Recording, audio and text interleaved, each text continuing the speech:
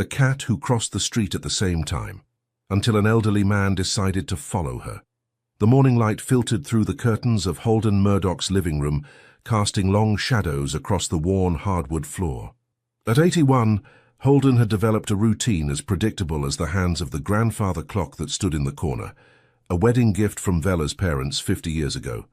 Each morning he shuffled to the kitchen at precisely 6 o'clock, filled the kettle with water, and placed 2 teacups on the counter, one for him and one for a wife who was no longer there. "Looks like rain today, Vella," he murmured to the framed photograph on the kitchen counter. The woman in the picture smiled back, her eyes crinkling at the corners just the way they had when she was alive. Her silver hair was pulled back in a loose bun, a few wisps framing her face. "The arthritis is acting up something fierce." After breakfast, toast with a thin layer of marmalade, Holden settled into his armchair by the bay window that overlooked Westbury Street. This had become his post, his quiet observatory of a world that continued to move while he remained still. The neighborhood of Elmsford Pines had been their home for 47 years. Once vibrant with children's laughter and neighborhood barbecues, it had aged alongside its residents. Now lawns were maintained by hired services, and the sidewalks were often empty, except for the occasional dog walker or mail carrier. It was from this window that Holden first noticed her, a slender tabby cat with alert ears and deliberate steps. She appeared each morning at exactly 6:27, crossing the pedestrian lane with purpose. What struck him as peculiar was how she never looked left or right, never hesitated. She moved as if guided by an invisible thread, as if the street belonged to her alone. "Would you look at that, Vella?" he said to the empty room. "That little cat's on a mission." The next day he found himself waiting, watch in hand. And there she was again, 6:27 on the dot, crossing with the same unwavering confidence. For 3 weeks, this continued, a strange, comforting constant in Holden's colorless days. He began to look forward to these brief sightings, this small mystery in a life that held few surprises anymore. Then came the Tuesday, when she didn't appear. Holden waited until 7, then 7:30, his heart growing heavier with each passing minute. By noon he had checked the window a dozen times, worry gnawing at him like an old familiar pain. "She's just a stray, Holden," he told himself. "You don't even know her name." But that night he slept poorly, dreams filled with cars speeding down Westbury Street and a small, vulnerable form in their path. When morning came, he was at the window before 6, nursing a cup of tea that had grown cold in his hands. At 6:27, relief flooded through him as the tabby appeared, but something was different. Her pace was slower, more labored. Between her teeth, she carried what looked like a tattered sock or small rag. She paused just for a moment, in the middle of the crossing as if gathering strength, then continued on her way. Holden set down his teacup with a decisive clink. "I think it's time I put on my shoes, Vella," he said to the photograph. "That little cat might need some help." The brown wool coat hung in the hallway closet, untouched since last fall. It smelled of mothballs and memories.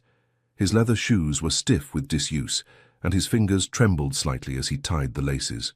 How long had it been since he'd left the house for anything other than groceries or doctor's appointments? Months at least. The doorknob felt cold against his palm. For a moment, he hesitated, the weight of routine and safety pressing him back. Then he thought of the tabby cat, determined and alone, and pushed the door open. Outside, the air was crisp with early spring. The neighborhood was quiet, save for a distant lawnmower and the cheerful argument of birds in the maple trees. Holden moved carefully down the front steps, one hand gripping the railing. The tabby was already halfway down the block, her tail held high like a banner.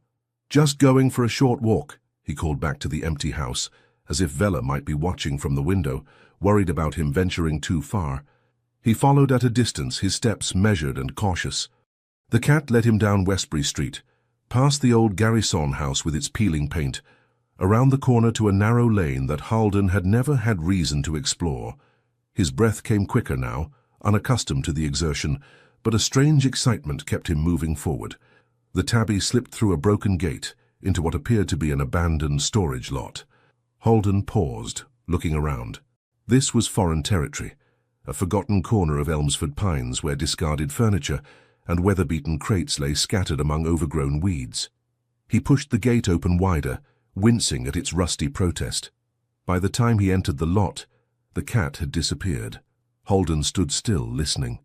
A soft sound caught his attention, a faint mewing coming from behind a pile of wooden pallets. Moving closer, he saw a space beneath an old workbench, sheltered by cardboard and plastic bags.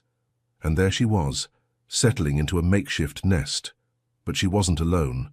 Holden's breath caught in his throat as he saw them. 3 tiny kittens, their eyes barely open, their bodies no larger than his palm.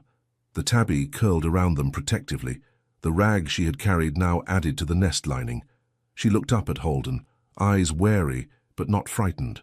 "So that's your secret," he whispered, a smile tugging at the corners of his mouth. "You're a mother." The tabby began to groom one of the kittens, her movements gentle but efficient. Holden watched, transfixed. He hadn't felt this alive, this present, in months. As the morning light strengthened, illuminating the humble nest and its precious contents, Holden made a decision. He would come back tomorrow, and the day after that. This wasn't just a cat crossing a street anymore. This was a purpose, a responsibility. For the first time since Vela's passing, Holden felt needed, and as he turned to make his way home, his steps were lighter, more certain. The day ahead no longer stretched empty and meaningless. What would he bring them? What did new mothers and kittens need? He would have to look it up, perhaps call the local animal shelter for advice. His mind buzzed with plans and possibilities. Behind him, unseen, the tabby watched him go, her golden eyes unblinking. And somewhere perhaps Vela watched too, a smile on her face as her husband walked home with a newfound determination in his step. Back in his kitchen, Holden reached for the telephone directory, something he hadn't done in ages. As he flipped through the pages, searching for the number of the local animal shelter, a question formed in his mind. Was he saving this little cat family, or were they somehow saving him? The next morning, Holden awoke before his alarm. For the first time in years, he had a reason to hurry. He dressed quickly, choosing comfortable clothes suitable for crouching and kneeling, movements his body hadn't attempted in quite some time. In the kitchen, he prepared a small container of milk and found an old towel in the linen closet, one Vela wouldn't mind being repurposed. "Going to check on that cat family today," he told Vela's photograph as he passed. "Wish me luck." The animal shelter had been helpful, if a bit surprised by his call. "Kittens that young need their mother's milk," the volunteer had explained. "But you can help by making sure the mother is well fed and has a safe, dry place for her babies." Armed with this knowledge and a small bag of cat food purchased from the corner store, Holden set out just after 6. He wanted to be in position before the tabby made her morning journey. The neighborhood was beginning to stir, lights coming on in kitchens, the occasional car backing out of a driveway. Mrs. Patterson, watering her front garden, looked up in surprise as Holden passed. "Good morning, Holden. Haven't seen you out this early in ages." "Got a new project," he replied with a smile that felt strange on his face. How long had it been since he'd genuinely smiled at a neighbor? The abandoned lot was quiet when he arrived. He made his way carefully to the makeshift nest, relieved to find the kitten still there, a wiggling mass of tiny limbs and soft mewling sounds. The mother was absent, likely on her morning patrol. Holden set down his offerings a respectful distance from the nest. He cleared away some of the debris around the area, creating a cleaner space. Then he settled on an overturned crate to wait, his bones protesting the unusual position. At precisely 6:27, he heard the sound of the rusty gate. The tabby appeared, moving cautiously now that she detected his presence. She carried something in her mouth, a small scrap of what looked like chicken skin. "Hello there," Holden said softly. "I've brought you something." The cat froze, eyes fixed on him. Her tail twitched with uncertainty. "It's all right," he continued in the same gentle tone. "I'm not going to hurt your babies." For several long moments, they regarded each other, an old man and a wary mother, both protective in their own ways. Then, decision made, the tabby approached her nest by a circuitous route, keeping as much distance from Holden as possible. She deposited her find among the kittens, then turned to face the intruder, her body positioned between him and her young. "Smart lady," Holden murmured appreciatively. "You're right to be careful." He pushed the dish of milk a little closer with his foot. The cat's nose twitched, but she didn't move. "I'll just leave this here then." He rose slowly, joints creaking. "I'll come back tomorrow." As he turned to leave, he heard a soft sound. Looking back, he saw the tabby had moved to the dish and was lapping at the milk, her eyes still watching him. Progress, he thought with satisfaction. Each day that followed established a pattern. Halden would arrive early, bringing food and small comforts. At first he sat at a distance, talking softly to the cat while she ate. He named her Mirtha, a name he'd encountered in an old novel years ago, one that seemed to fit her quiet dignity. "You know, Mirtha," he said one morning as she ate, "you remind me of someone. My Vela was like you, determined, resourceful. Never made a fuss, just got things done." The cat's ears flicked in his direction, though she continued eating. "She would have liked you. She always wanted a pet, but I was allergic when I was younger. Grew out of it eventually, but by then we were set in our ways." He sighed. "Lots of things I wish we'd done differently." Day by day, the distance between them decreased. By the end of the first week, Mirtha allowed Halden to sit within arm's reach while she nursed her kittens. By the second week, she permitted him to place the food dish directly beside her nest. And on a particularly chilly morning during the third week, when Halden arrived with stiff fingers and a runny nose, Mirtha did something remarkable. She approached him, rubbed briefly against his leg, then returned to her kittens. "Well, I'll be," Halden whispered, his throat tight with emotion. The kittens were growing quickly.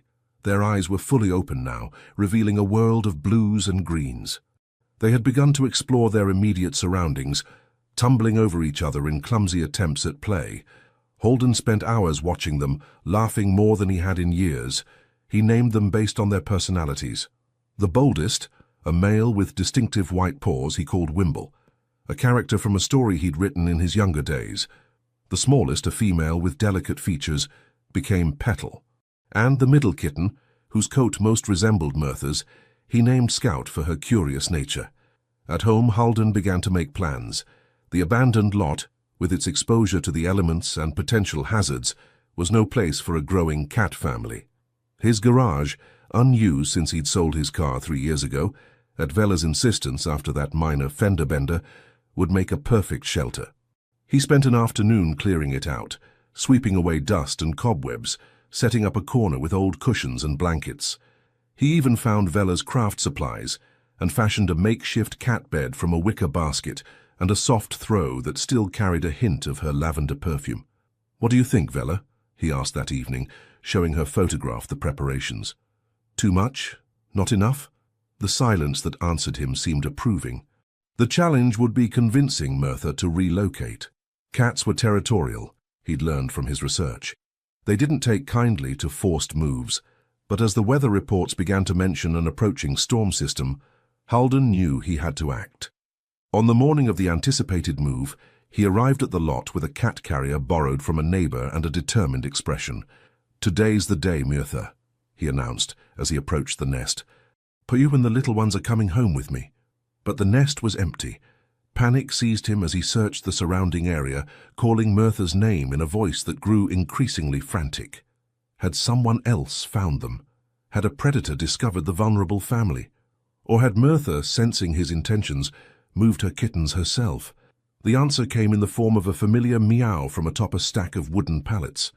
There sat Mirtha, watching him with what seemed like amusement in her golden eyes. "There you are," Halden said, relief washing over him. "Where are the kittens?" As if in answer, Mirtha jumped down and walked a few paces before looking back at him expectantly. "You want me to follow you?" She continued walking, pausing occasionally to ensure he was following. She led him to a different corner of the lot, to a small shed he hadn't noticed before. Through a broken window, she slipped inside. Halden peered through the opening to see Mirtha, settling beside her kittens in a new nest, this one made in an old filing cabinet drawer that had been left behind. The location was drier, more protected than their previous spot. "Well, I see you've handled things your own way," Halden said, unable to keep the admiration from his voice. "But I still think my garage would be better, especially with that storm coming." It took most of the morning, but eventually, through patience and persistence and the strategic use of treats, Halden managed to get Mirtha and her kittens into the carrier. The walk home was slow, with Halden stopping frequently to reassure his precious cargo. When they reached his driveway, a few drops of rain had already begun to fall. Holden opened the garage door, revealing the prepared space. "Welcome home," he said, opening the carrier door. Merthyr emerged cautiously, whiskers twitching as she assessed this new territory. She circled the perimeter, sniffing at corners and climbing onto shelves. The kittens remained huddled in the carrier, watching their mother's exploration with wide eyes. Finally, Merthyr approached the basket bed Holden had prepared. She sniffed it thoroughly, pawing at the blanket. For a moment, Holden held his breath. Would she reject Vela's throw, this small piece of the woman he'd loved? Merthyr looked at him, then back at the basket. Then, with deliberate movements, she hopped inside, turned in a circle, and settled down. She looked at Holden again, then at the carrier where her kittens waited. "I think she approves," Holden murmured. One by one, he gently lifted the kittens from the carrier and placed them beside their mother in the basket. Wimble immediately began to explore his new bed, while Petal burrowed into the soft fabric. Scout moved to nurse, and soon all three kittens were contentedly feeding as rain began to drum more insistently on the garage roof. Holden pulled a lawn chair close to the basket and sat down, watching the family with a sense of accomplishment and something else, a feeling he hadn't experienced in a long time. It took him a moment to recognize it as happiness.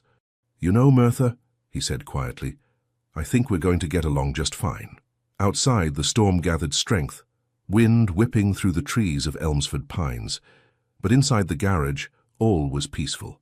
As Holden watched Merthyr's eyes grow heavy with sleep, a question formed in his mind. What would the neighbors think when they discovered that old Halden Murdoch, the recluse of Westbury Street, had become a cat father at 81? And more importantly, why did the thought make him smile? The storm that had threatened Elmsford Pines arrived with unexpected fury, battering the neighborhood with driving rain and wind that howled through the night. Holden, who would normally have huddled in his bedroom with a book, instead spent the evening in the garage with Merthyr and her kittens. He'd brought out an old camping lantern, a thermos of tea, and Vela's hand-knit afghan. "Just want to make sure you're all settling in," he told Merthyr, though they both knew it was as much for his comfort as theirs. As the storm raged outside, Holden found himself talking more than he had in months. He told Merthyr about Vela, how they'd met at a community dance in 1963, how she'd loved gardenias and Earl Grey tea, how she'd laughed when he proposed on bended knee and his arthritis made it nearly impossible to get back up. "Had to help me up herself," he chuckled, and then she said yes, said she figured any man willing to risk his dignity that way must really love her. Merthyr purred, eyes half closed as her kittens slept against her. Outside, a particularly loud crack of thunder shook the walls, but inside their shelter, all remained calm. By morning, the storm had passed, leaving behind puddles and scattered branches across Elmsford Pines. Halden awoke in the lawn chair, stiff but content, to find Wimble perched on his knee, batting at the buttons of his cardigan. "Well, good morning to you too," Holden said, his voice gravelly with sleep. He made his way back to the house for a quick shower and change of clothes, then returned with breakfast for himself and fresh food for Merthyr. The day passed in a peaceful rhythm, Holden alternating between household chores and visits to the garage, where he would sit and watch the kittens' antics with delight. By the end of the week, a transformation had begun. The garage, once a dusty storage space for forgotten items, was becoming a proper cat haven. Halden had added scratching posts fashioned from carpet remnants and wooden boards, toys made from ping-pong balls and feathers, and even a small radio that played classical music softly in the background. "Vela always said Mozart made the plants grow better," he told Merthyr as he adjusted the volume. "Maybe it works for kittens too."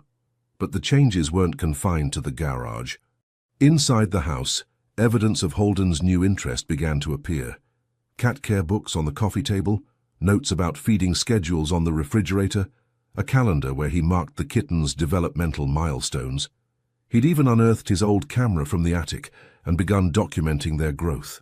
One afternoon, as he was heading out to the garage with a fresh bowl of water, he noticed Mrs. Patterson watching from her garden across the street.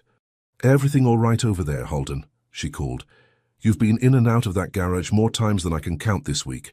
Holden hesitated. He hadn't planned on sharing his new family with the neighborhood just yet, but something in Mrs. Patterson's friendly concern made him wave her over. "Got some new tenants," he said with a shy smile. Thought you might like to meet them. Mrs. Patterson, a sprightly widow in her 70s who had always been kind to Vella, crossed the street with curiosity brightening her face. When Holden opened the garage door to reveal Mirtha and the kittens, her hands flew to her cheeks. "Oh, my goodness! Where did they come from?" Holden found himself telling the story. The cat crossing the street, his decision to follow her, the discovery of the nest. Mrs. Patterson listened with growing delight, kneeling carefully to offer her hand for Mirtha's inspection. "Vella would be so proud," she said softly, glancing up at Holden. "She always said you had the kindest heart of any man she'd ever known." The words caught Holden off guard, a lump forming in his throat. "Did she say that?" Mrs. Patterson nodded, her attention returning to Petal, who had ventured close to investigate this new visitor. "She told me once that your kindness was your superpower. Said it was why she fell in love with you, watching you help that old man with his groceries back in '63. Holden blinked rapidly, turning away to adjust the water bowl. He didn't remember any old man or groceries. It had been so long ago, but it sounded like something he might have done without thinking, the kind of thing Vella would notice. "Well," he said finally, his voice slightly rough, "I'm not sure how kind it is to let strays take over my garage, but they didn't give me much choice." Mrs. Patterson laughed, carefully picking up Petal, who had decided the visitor was acceptable. "Sometimes the best things in life don't give us a choice, Holden. They just happen, and we're lucky enough to be there when they do." After Mrs. Patterson left, promising to bring over some leftover chicken for Mirtha, Holden sat in his lawn chair thinking about her words. The best things just happen, like Vella, appearing at that community dance in her blue dress with the white collar, like retirement, which he dreaded but which had given them 5 wonderful years of morning coffees and afternoon walks before her health began to fail, like Mirtha, crossing that street at exactly the right time for him to notice. The kittens were becoming more adventurous now, exploring every corner of the garage. Scout had discovered a way to climb onto a low shelf, where she surveyed her domain with bright, curious eyes. Wimble had declared war on a feather duster Holden had left propped against the wall, and Petal, the smallest but perhaps the most determined, was attempting to scale Holden's pant leg, tiny claws catching in the fabric. Holden gently disentangled her, lifting her to eye level. "So you're going to be trouble, aren't you?" he said fondly. Petal mewed in what seemed like agreement, then batted at his nose with a velvet paw. That evening, as Holden prepared for bed, he found himself doing something he hadn't done in months, planning for tomorrow. He would need to buy proper cat food, not just the makeshift meals he'd been providing, and perhaps a real cat bed, though Mirtha seemed perfectly content with Vella's throw. Maybe even one of those climbing structures he'd seen in the pet store window downtown. For the first time since Vella's passing, the future held more than just empty hours to be endured. It held possibility. As he settled under the covers, Holden reached for Vella's photograph on the nightstand. "You would not believe the day I've had," he began, telling her about Mrs. Patterson's visit and the kitten's latest antics. It was their nightly ritual, one he had maintained even when words were hard to find, even when all he could manage was, "I miss you." Tonight, though, the words came easily, flowing like a river long dammed that had finally found release. And when he finally placed the photograph back on the nightstand, his good night held a note of peace that had been absent for too long. Sleep came quickly, and with it dreams not of loss but of new beginnings, of kittens tumbling in summer grass, of Mirtha watching over them with her golden eyes, of a house filled once more with the sounds of life. He didn't know that in the garage, Mirtha had made a decision of her own. Carefully, one by one, she was moving her kittens from the basket. Through a cat door Holden had installed, but which they had not yet used, she carried them into the house. Up the stairs to the bedroom where Holden slept, she brought her precious cargo, and when Holden awoke the next morning, it was to find Mirtha curled at the foot of his bed, her 3 kittens nestled against her. She regarded him calmly, as if to say, "This is where we belong now." Holden stared at the sight, wonder and amusement mingling in his heart. "Well," he said finally, "I suppose the garage was just a temporary solution anyway." Mirtha blinked slowly in agreement, then closed her eyes, the picture of contentment. And as Holden watched this small family that had somehow become his own, a question drifted through his mind. Was it possible to start over at 81?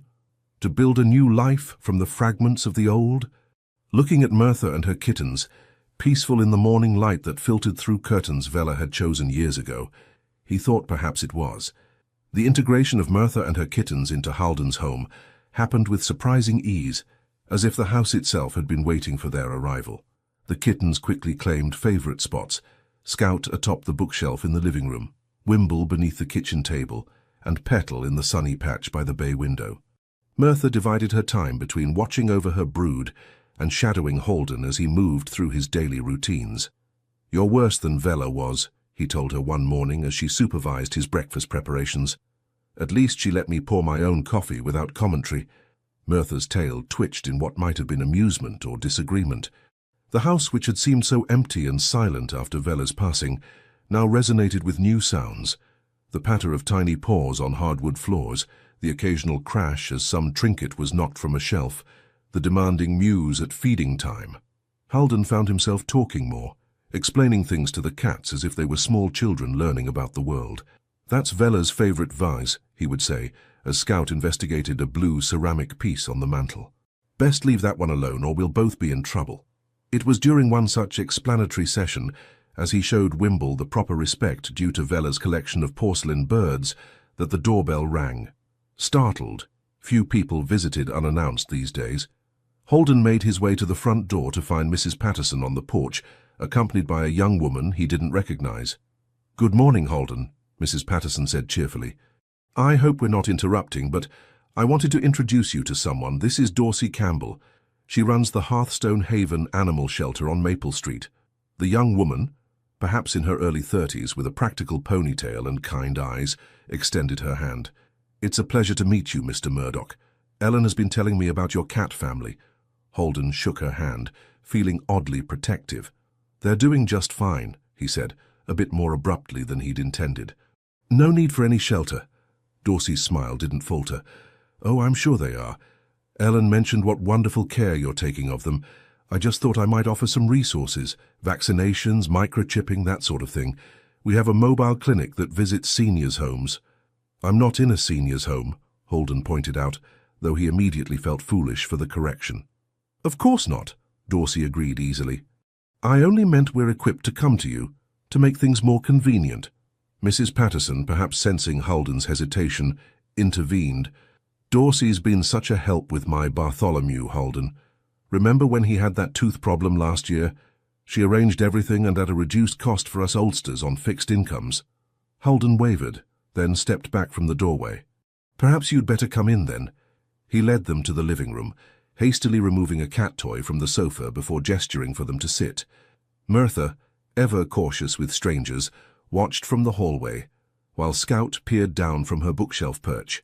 Wimble and Petal were nowhere to be seen, likely hiding under furniture, Halden guessed. "Can I offer you some tea?" he asked, remembering Vela's insistence on proper hospitality. "That would be lovely," Mrs. Patterson said, while Dorsey nodded agreement. As Halden busied himself in the kitchen, he could hear the women chatting in the living room. When he returned with a tray of tea and some slightly stale cookies he'd found in the pantry, he found Dorsey on her hands and knees peering under the sofa. "I think I see 2 pairs of eyes under there," she said with a laugh, accepting the teacup Halden offered as she straightened up. "They're at that wonderfully curious age." "They're about 7 weeks now," Halden said, settling into his armchair. "Growing like weeds, especially Wimble. That's the one with the white paws. He's already twice the size he was when I found them." "Ellen told me the story," Dorsey said, sipping her tea. "It's quite remarkable, both Mirtha's dedication and your kindness in helping her." Halden felt a flush of pleasure at the compliment, though he tried to dismiss it with a wave of his hand. Anyone would have done the same.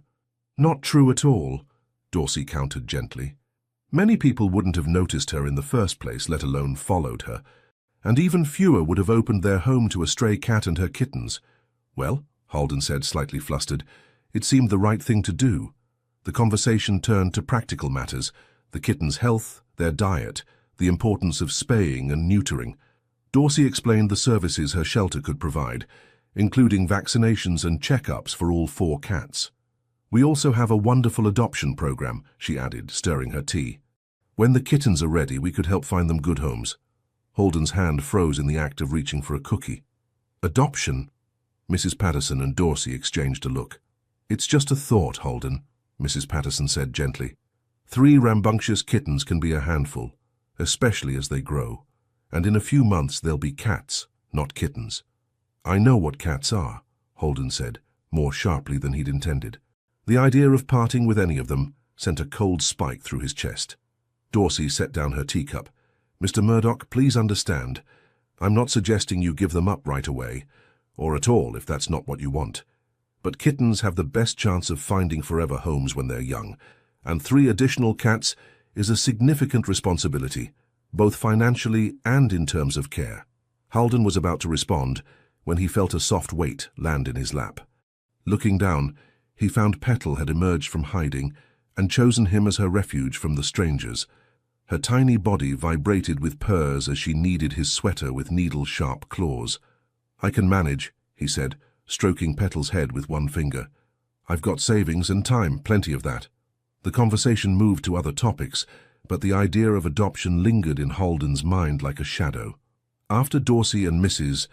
Patterson left, with arrangements made for a mobile vet to visit the following week, he sat in his armchair watching the kittens play with a crumpled paper ball. They're talking nonsense, he told Mertha, who had reclaimed her spot on the windowsill. Why would I give any of you up? We're doing just fine. Mertha's steady gaze seemed to hold a wisdom he couldn't quite decipher. That night, Holden dreamed of an empty house. No pattering feet, no gentle purrs, no golden eyes watching him from shadowed corners. He awoke with a start, heart racing, and reached instinctively for the foot of the bed where Mertha usually slept. Finding her there, warm and solid, he released a shaky breath. Just a dream, he murmured, settling back against the pillows. But sleep eluded him for the rest of the night. The following days brought a flurry of activity. The mobile vet visited, pronouncing all 4 cats healthy, but confirming Dorsey's advice about spaying and neutering. Holden found himself buying proper cat supplies, beds, carriers, toys, premium food. He even ventured into the world of social media, allowing Mrs. Patterson's granddaughter to show him how to create a photo album of Holden's cat family on her tablet. You're becoming quite the cat dad, Mrs. Patterson teased when she came over to see the new cat tree Holden had assembled in the living room corner. Grandad, more like, Holden corrected with a smile, watching Scout scale the tallest platform. But the question of the kitten's future continued to nag at him. As they grew, their energy seemed to multiply. Wimble had developed a habit of leaping from furniture to Holden's shoulders without warning. Scout had discovered that the kitchen counters offered exciting new territory to explore. And Petal, despite her small size, had proven surprisingly adept at opening cabinet doors. One morning, after discovering that the kittens had unraveled an entire roll of toilet paper during the night, Holden sat at his kitchen table with a cup of tea and Vella's photograph. I don't know if I'm doing the right thing, he confessed to her image. They deserve good homes, young families with children to play with, not an old man who might not be around to see them grow old. The thought sent a familiar pang through his chest. His own mortality, which he'd contemplated with detached resignation after Vella's passing, now carried a new weight. Who would care for them if something happened to him? That afternoon, he called Dorsey. I've been thinking about what you said, he began, his voice carefully neutral. About adoption. Yes, she encouraged when he fell silent. I think perhaps you're right, about it being a lot of responsibility. The words felt like stones in his mouth. Maybe we could discuss it when you have time. Dorsey suggested coming over the next day, and Holden agreed, though he spent a restless night second-guessing his decision. In the morning, he found himself giving each kitten extra attention, memorizing their unique qualities as if they might disappear at any moment. When Dorsey arrived, she brought a folder of information and a gentle approach. Let's start by talking about what you want, Mr. Murdoch, she said as they sat in the living room. There's no rush to make any decisions. Holden appreciated her kindness, but he'd made up his mind. I think 2 cats would be manageable for me, Mertha, of course, and perhaps one of the kittens. The other 2, well, they should have the chance at families who can give them everything they need. Dorsey nodded, understanding in her eyes. Which one would you like to keep?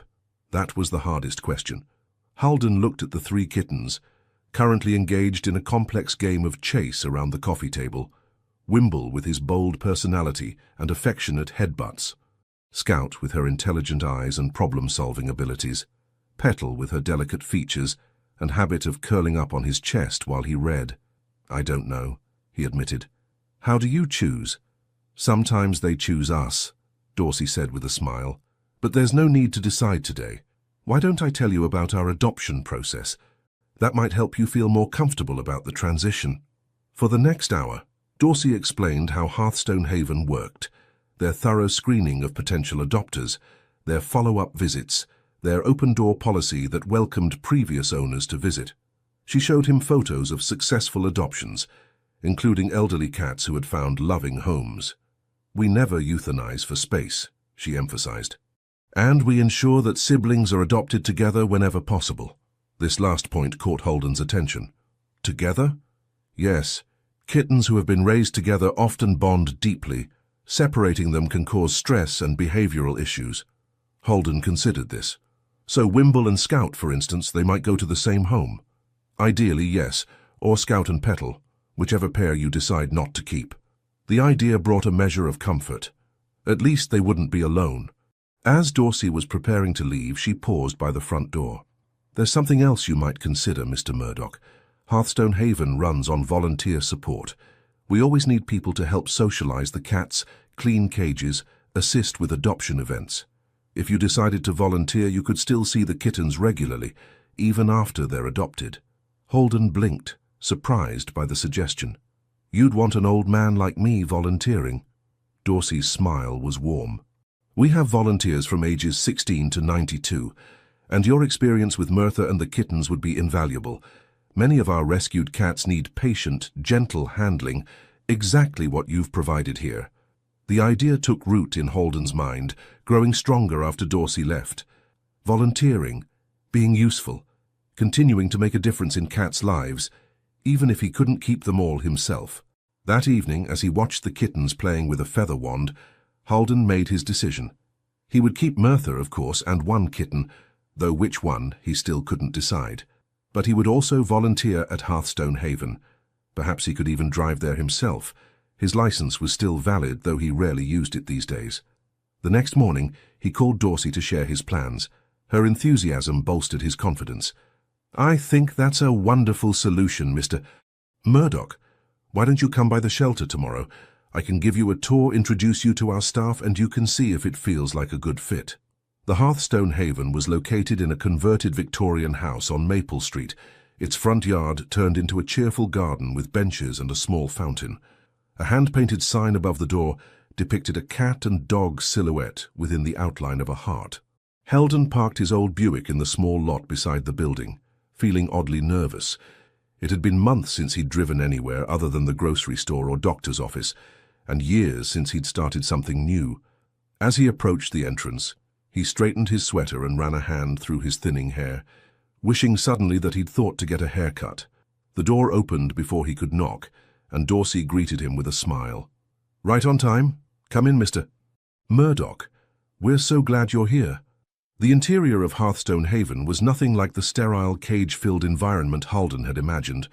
The front room had been converted into a cheerful reception area, with comfortable seating and walls covered in photographs of adopted animals with their new families. Beyond that, Holden could see what appeared to be a large, sunny room filled with cat trees, hammocks, and shelves where cats of all sizes and colors lounged and played. "We believe in cage-free living whenever possible," Dorsey explained as she led him through. "The cats in this room are all socialized and ready for adoption. We have separate areas for cats with special needs, those still being evaluated, and mothers with kittens." As they toured the facility, Holden was introduced to staff and volunteers, a diverse group ranging from teenagers to retirees. Everyone was welcoming, and several expressed interest in hearing about Mertha and her kittens. "We always need foster homes for mothers with newborns," a volunteer named Grace told him. "Your experience would be so valuable." Fostering. Another possibility Holden hadn't considered. The tour concluded in a small office where Dorsey offered him tea and a volunteer application form. "Take your time with this," she said, "and think about what areas you might be most interested in helping with. We have needs everywhere, from direct animal care to administrative support." Holden looked down at the form, then back up at Dorsey. "I've been thinking about what you said yesterday, about keeping siblings together." Dorsey nodded encouragingly. "I wonder—" Holden hesitated, then pressed on. "Would it be possible for me to foster Wimble and Scout temporarily, just until they find a permanent home? That way I could keep Merthyr and Petal, but still have time with all of them." Dorsey's expression brightened. "That's certainly a possibility. We have a foster-to-adopt program that might be perfect for your situation. You could continue caring for all the cats while we work on finding the right forever home for Wimble and Scout. And if during that time you decide you want to keep them all after all, I'd still have that option." Holden felt a weight lifting from his shoulders. "Absolutely. Many of our foster parents end up adopting their charges. We call it foster failure, but it's actually a success for everyone involved." By the time Holden left Hearthstone Haven that afternoon, he had a completed volunteer application, a schedule for his first training session, and a new sense of purpose. The shelter wasn't just a place where he might have to say goodbye to Wimble and Scout. It was a community where he could contribute, where his experience and compassion were valued. As he drove home, Holden found himself taking a different route, one that passed by the abandoned lot where he'd first discovered Merthyr's nest. On impulse, he pulled over and got out of the car. The lot looked smaller than he remembered, the makeshift shelter under the workbench now just a pile of weathered cardboard and plastic. Yet this unremarkable spot had changed the course of his life. "Funny how things work out," he murmured, thinking of the morning he'd decided to follow Merthyr, of all the mornings before when he'd simply watched her cross the street. Back home he was greeted by an enthusiastic welcome, Merthyr winding around his ankles, the kittens tumbling over each other in their excitement. He scooped up Petal, who had become the most affectionate of the three, and carried her to the kitchen. "We're going to try something new," he told her as he prepared their dinner. "All of us. And we'll see where it leads." That night, as the cats settled into their usual sleeping spots, Merthyr at the foot of the bed, Wimble and Scout curled together on the window seat, and Petal on the pillow beside Holden's head, he felt a sense of contentment that had been absent for too long. Whatever the future held, whether he ultimately kept all 4 cats or helped Wimble and Scout find a new home, he was no longer merely existing. He was living again, making choices, taking chances.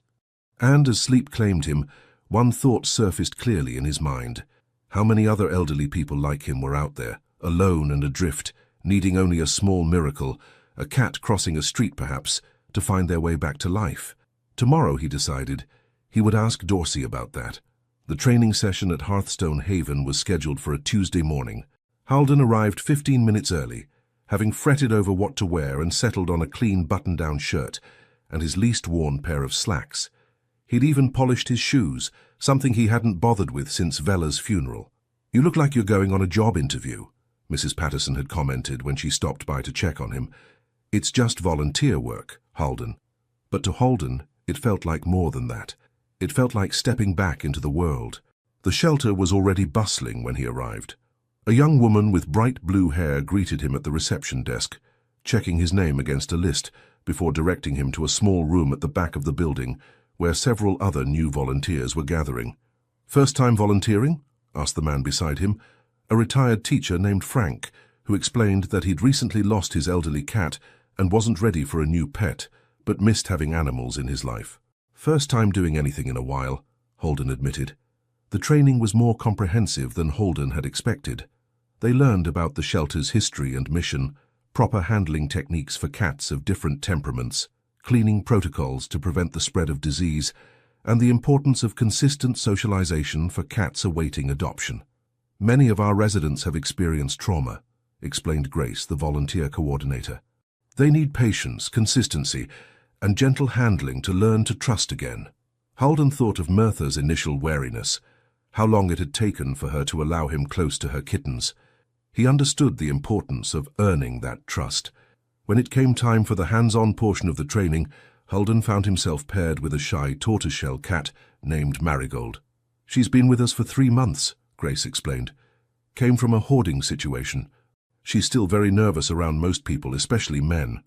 Marigold huddled in the corner of her enclosure, eyes wide with apprehension as Holden approached. Drawing on his experience with Merthyr, he sat on the floor a respectful distance away, avoiding direct eye contact. "Hello there, Marigold," he said softly. "No need to worry. I'm just going to sit here for a bit, if that's all right with you." For several minutes, he simply sat, occasionally talking in the same gentle tone. Eventually, Marigold's posture relaxed slightly, though she remained in her corner. Grace, who had been observing, nodded approvingly. "That's exactly right, Mr. Murdoch. No rushing, no pressure, just presence and patience." By the end of the session, Marigold had ventured a few steps closer, though she still kept her distance. But Holden counted it as progress and found himself looking forward to his next visit. "You've got a natural touch," Grace told him as the training concluded. "Would you be interested in working specifically with our shy or traumatized cats? We have a special socialization program that could really use someone with your patience." Holden felt a flush of pride at the compliment. "I'd like that very much." As the weeks passed, Holden settled into a new routine. Tuesdays and Thursdays were spent at Hearthstone Haven, where he worked primarily with cats that needed extra time and gentle handling. The rest of his days were divided between caring for Mertha and the kittens and gradually reclaiming other aspects of his life that had fallen by the wayside after Vella's death. He resumed his morning walks around the neighborhood, now a familiar sight with Mertha trotting beside him on a harness and leash, an arrangement she had accepted with surprising grace. He joined Mrs. Patterson and several other neighbors for their weekly card game, bringing homemade cookies from Vella's recipe book that he'd finally worked up the courage to open. And he began writing again, not the short stories of his youth, but simple observations in a journal, recording the kitten's growth and antics, his experiences at the shelter, and occasionally memories of Vella that surfaced with less pain than before. "You wouldn't recognize me these days," he told her photograph one evening. "Out and about socializing. You always said I'd turn into a hermit without you to drag me places. Looks like you were wrong about that." The decision about the kittens remained in a holding pattern. The foster-to-adopt arrangement Dorsey had suggested was working well. Holden had officially adopted Mertha and Petal, while Wimble and Scout were technically foster cats, available for adoption, but still living in his home. "No rush," Dorsey assured him, whenever the subject arose. "They're thriving with you, and we have plenty of other cats needing immediate placement." One Thursday afternoon at the shelter, as Holden was finishing his shift, Dorsey approached him with an unusual request. "We've had an idea, Mr. Murdoch, and I wanted to get your thoughts before we proceed. Our education coordinator, Lisa, has been developing a program for local schools about responsible pet ownership and animal welfare. We typically bring one or two of our ambassador cats for the children to meet, but she had the thought that your story, finding Mertha and her kittens becoming a volunteer, might really resonate with the children." Holden blinked in surprise. "You want me to speak to school children?" "Just a short presentation, 10 minutes or so. You could talk about how Mertha crossed the street every day, how you followed her and found the kittens. It's a wonderful example of compassion and responsibility." Holden's first instinct was to refuse. Public speaking had never been his strength, and the thought of facing a classroom full of children was daunting. But as Dorsey continued to explain the program's goals, fostering empathy for animals, teaching children about proper pet care, he found himself reconsidering. "Could I think about it?" he asked finally. "Of course. The first school visit isn't scheduled until next month. Take all the time you need." That evening, as Holden sat in his living room with Petal purring in his lap and Mertha grooming herself on the windowsill, he contemplated Dorsey's request. Wimble and Scout were engaged in one of their elaborate wrestling matches, tumbling across the carpet in a blur of fur and playful growls. "What do you think, Vella?" he asked, glancing at her photograph. "Me, speaking to school children? Sounds like a disaster waiting to happen." But even as he voiced his doubts, another part of him, a part that had been dormant for too long, felt a spark of interest. What if his story could make a difference? What if some child hearing about Mertha and her kittens grew up to be more compassionate, more aware? The next morning he called Dorsey. "I'll do it," he said simply, "but I might need some help preparing." The weeks leading up to the school visit were filled with preparation. Lisa, the education coordinator, helped Holden craft a short, engaging presentation suitable for elementary school students. They created a simple slideshow with photos of Mertha and the kittens, from their early days in the makeshift nest to their current life in Holden's home. The visual element will help hold their attention, Lisa explained, and children respond strongly to stories about animals, especially babies. Holden practiced his presentation at home, sometimes with Mrs. Patterson as his audience, sometimes just with the cats watching him from various perches. His hands shook less each time, his voice growing steadier as he became more familiar with the material. The day of the presentation arrived, a bright spring morning that found Holden standing before Mrs. Wilson's third-grade class at Elmsford Elementary. 25 pairs of eyes regarded him with varying degrees of interest as Lisa introduced him. "This is Mr. Murdoch," she said cheerfully. "He has a very special story to share with you today about how he helped a mother cat and her kittens." Holden stepped forward, swallowing hard. The first slide appeared on the screen, a photo of Westbury Street, with a small arrow indicating where Mertha would cross each day. "Good morning," he began, his voice quieter than he'd intended. He cleared his throat and tried again. "Good morning. My name is Holden Murdoch, and this is the story of a very brave mother cat named Mertha." As he continued, describing how he'd noticed Mertha crossing the street at the same time each day, he saw the children's expressions shift from polite attention to genuine interest. When he showed the photo of the kittens in their makeshift nest, a collective "oh" rippled through the classroom. "They were so tiny," Holden said, finding his rhythm now. Their eyes weren't even open yet. And their mother Mertha was doing everything she could to take care of them. She crossed that street every day to find food and supplies for their nest. He described his decision to help, the gradual process of earning Mertha's trust, and the joy of watching the kittens grow. The children listened with rapt attention, hands shooting up with questions whenever he paused. "Did you have to give the kittens away?" asked a small girl with glasses too big for her face. "I adopted 2 of them," Holden explained, showing a recent photo of Mertha and Petal. "The other 2, Wimble and Scout, are still with me for now, but they might find another home someday." "Why can't you keep them all?" demanded a freckled boy near the front. Holden smiled, appreciating the directness of children. "That's a good question. Sometimes, even when we love animals very much, we have to think about what's best for them. 4 cats is a lot of responsibility, especially for someone my age." "How old are you?" called out another child, prompting Mrs. Wilson to remind the class about raising hands. "I'm 81, Holden replied with a chuckle. "That's probably older than all your grandparents put together." This produced giggles and a flurry of comparisons about whose grandparents were oldest. As the presentation concluded, Lisa brought out the ambassador cat, a gentle, sociable tabby named Oliver, who patiently allowed the children to pet him under supervision. Holden found himself surrounded by eager young faces, asking more questions about Mertha and the kittens. "Do they sleep in your bed?" asked one girl. "Sometimes all 4 of them at once," Holden admitted. "It gets a bit crowded." "My grandpa is all alone since Grandma died," said a solemn-faced boy. "Maybe he needs a cat too." Holden crouched down to the child's level, ignoring the protest from his knees. "Cats can be wonderful company," he agreed. "They helped me a lot when I was feeling lonely, but it's important that your grandpa wants a cat. Not everyone is a cat person." "He likes our cat when we visit," the boy said thoughtfully. "I'm going to ask my mom if we can take him to the cat place." "The shelter," Holden corrected gently. "Hearthstone Haven. They have many cats looking for homes, and the staff can help find one that's just right for your grandpa." By the time they left the school, Holden was exhausted, but exhilarated. "That went better than I expected," he told Lisa as they loaded Oliver's carrier back into the shelter van. "You were wonderful," she assured him. "The children were completely engaged. And did you see Mrs. Wilson taking notes? She mentioned they're doing a unit on community helpers next month. I think you've inspired a lesson plan."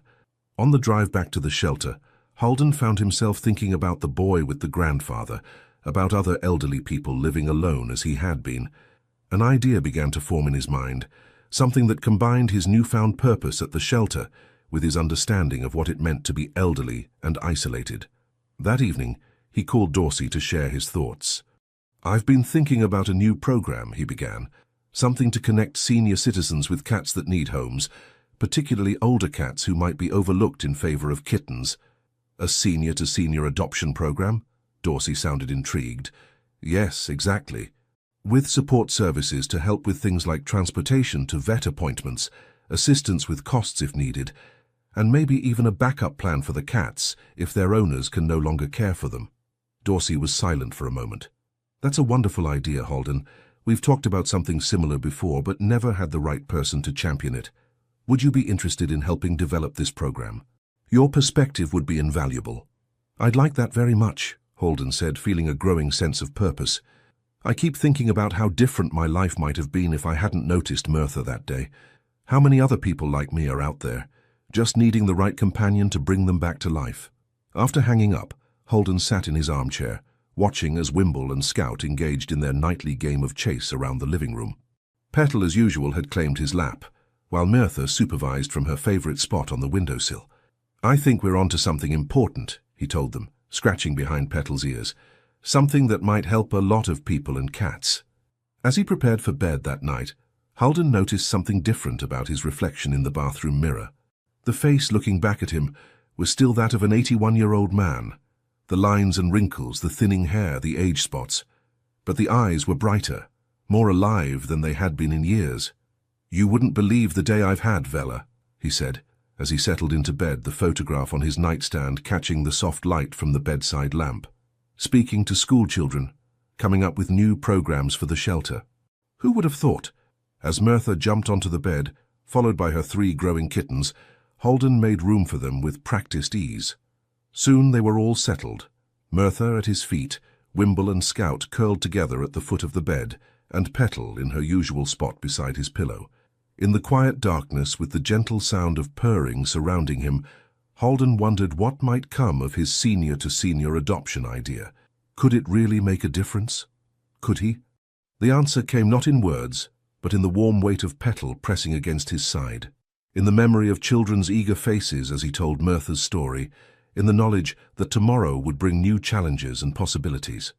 For the first time in longer than he could remember, Holden Murdoch fell asleep looking forward to tomorrow. Spring gave way to early summer, bringing longer days and warmer temperatures to Elmsford Pines. Holden's garden, neglected since Vella's passing, began to show signs of revival as he spent more time outdoors, often with 1 or more cats, supervising his efforts from the shade of the old maple tree. "Your hydrangeas are coming back beautifully," Mrs. Patterson commented one afternoon as she paused by his fence. "Vella would be pleased." Holden straightened up from where he'd been weeding around the perennials, pressing a hand to the small of his back. "They were always her favorites. I'm just trying not to kill them." "You're doing more than that," Mrs. Patterson said with a knowing smile. "You're bringing life back. To more than just the garden." Inside the house, evidence of that renewed life was everywhere. Cat toys scattered across the living room floor, a climbing structure dominating one corner, food and water dishes in the kitchen, and various cozy beds placed strategically throughout the rooms, though the cat still preferred Holden's bed or lap to any store-bought accommodation. The kittens, now almost 6 months old, were no longer kittens in the technical sense. They had grown into their distinctive personalities, Wimble bold and affectionate, Scout curious and independent, Petal gentle and attached to Holden above all others. Mertha had settled into the role of matriarch, supervising her offspring with decreasing intervention, but maintaining her dignified presence. Holden's routine had expanded beyond his home and the shelter. The senior-to-senior adoption program he had proposed was gaining momentum, with Dorsey arranging a meeting at the community center to present the idea to potential stakeholders, representatives from senior living facilities, social service agencies, and the local veterinary practice. "You should be the one to present it," Dorsey had insisted when Holden suggested she take the lead. "It's your vision, and your personal experience makes it compelling." Now, as the day of the presentation approached, Holden found himself once again practicing in front of his feline audience. He had prepared slides, gathered statistics on elderly isolation and the benefits of pet companionship, and outlined the proposed structure of the program. But the most important part, Dorsey had reminded him, was his own story. "That's what will resonate with people," she'd said. "How Mertha and her kittens changed your life." The evening before the presentation, Holden sat at his kitchen table, reviewing his notes one last time. Mertha jumped onto the table, something he would normally discourage, and sat directly on the papers he was reading, fixing him with her steady gaze. "Yes, I know I'm overthinking this," Holden told her, scratching under her chin. But it matters, doesn't it? If we can make this work, think of how many other people might find what I found with you. Mirtha's only response was to purr louder. The community centre was busier than Holden had anticipated when he arrived the next morning. Dorsey greeted him at the entrance, her expression a mixture of excitement and concern. "We've had more RSVPs than expected," she explained, as she led him to the meeting room. "Word got around about your idea. The director of elder services for the county is here, and the editor of the local newspaper." Holden felt his mouth go dry. "I thought this was just an informal discussion." Dorsey squeezed his arm reassuringly. "It still is, but people are interested. That's a good thing." The meeting room was set up with chairs in a semicircle facing a small podium and screen. Most of the seats were already filled, with people of various ages engaging in quiet conversation. Holden recognized some faces from the neighborhood and the shelter, but many were strangers. As Dorsey made introductions, Holden tried to remember names and titles, though they blurred together in his nervousness. Finally, it was time to begin. Dorsey gave a brief introduction of Hearthstone Haven and its mission, then turned to Holden. "And now I'd like to introduce Holden Murdoch, one of our most dedicated volunteers, who has a vision for a new program that we believe could make a significant difference in our community." Holden approached the podium, his prepared notes clutched perhaps too tightly in his hand. Looking out at the expectant faces, he was suddenly reminded of his first day speaking to the schoolchildren. The same nervousness, the same doubt about his ability to engage an audience. But then he thought of Mirtha crossing that street, of the kittens growing in his home, of the renewed purpose he'd found. And he began to speak. "6 months ago I was existing, not living." His voice was quiet at first, but gained strength as he continued. "My wife of nearly 50 years had passed away, and I had retreated from the world. My days were empty, my house silent. I spoke more to my wife's photograph than to any living person." He described noticing Mirtha, following her that fateful day, discovering the kittens. As he spoke, images appeared on the screen behind him. Photographs Dorsey had helped him prepare, showing the progression from the makeshift nest in the abandoned lot to the thriving cat family in his home. "What I didn't realize when I decided to help this mother cat was that she was actually helping me. She and her kittens brought me back to life. They gave me a reason to get up in the morning, to engage with my neighbors, to volunteer at Hearthstone Haven. They helped me find purpose again." Holden went on to share statistics about elderly isolation and its health impacts, then outlined his vision for the senior-to-senior program, a structured initiative that would match older cats with senior citizens, providing support services to ensure successful adoptions. "Many elderly people hesitate to adopt pets because they worry about what will happen to the animal if something happens to them," he explained. "And many older cats are overlooked in shelters in favor of kittens. Our program would address both concerns, creating a safety net for both the seniors and the cats." As he concluded his presentation, Holden noticed something unexpected. Many in the audience were nodding, some even wiping away tears. The room felt charged with a positive energy he hadn't anticipated. "I believe this program could change lives, both human and feline," he said, his voice steady now, "because I know firsthand the difference a cat crossing a street can make." The questions that followed were thoughtful and encouraging.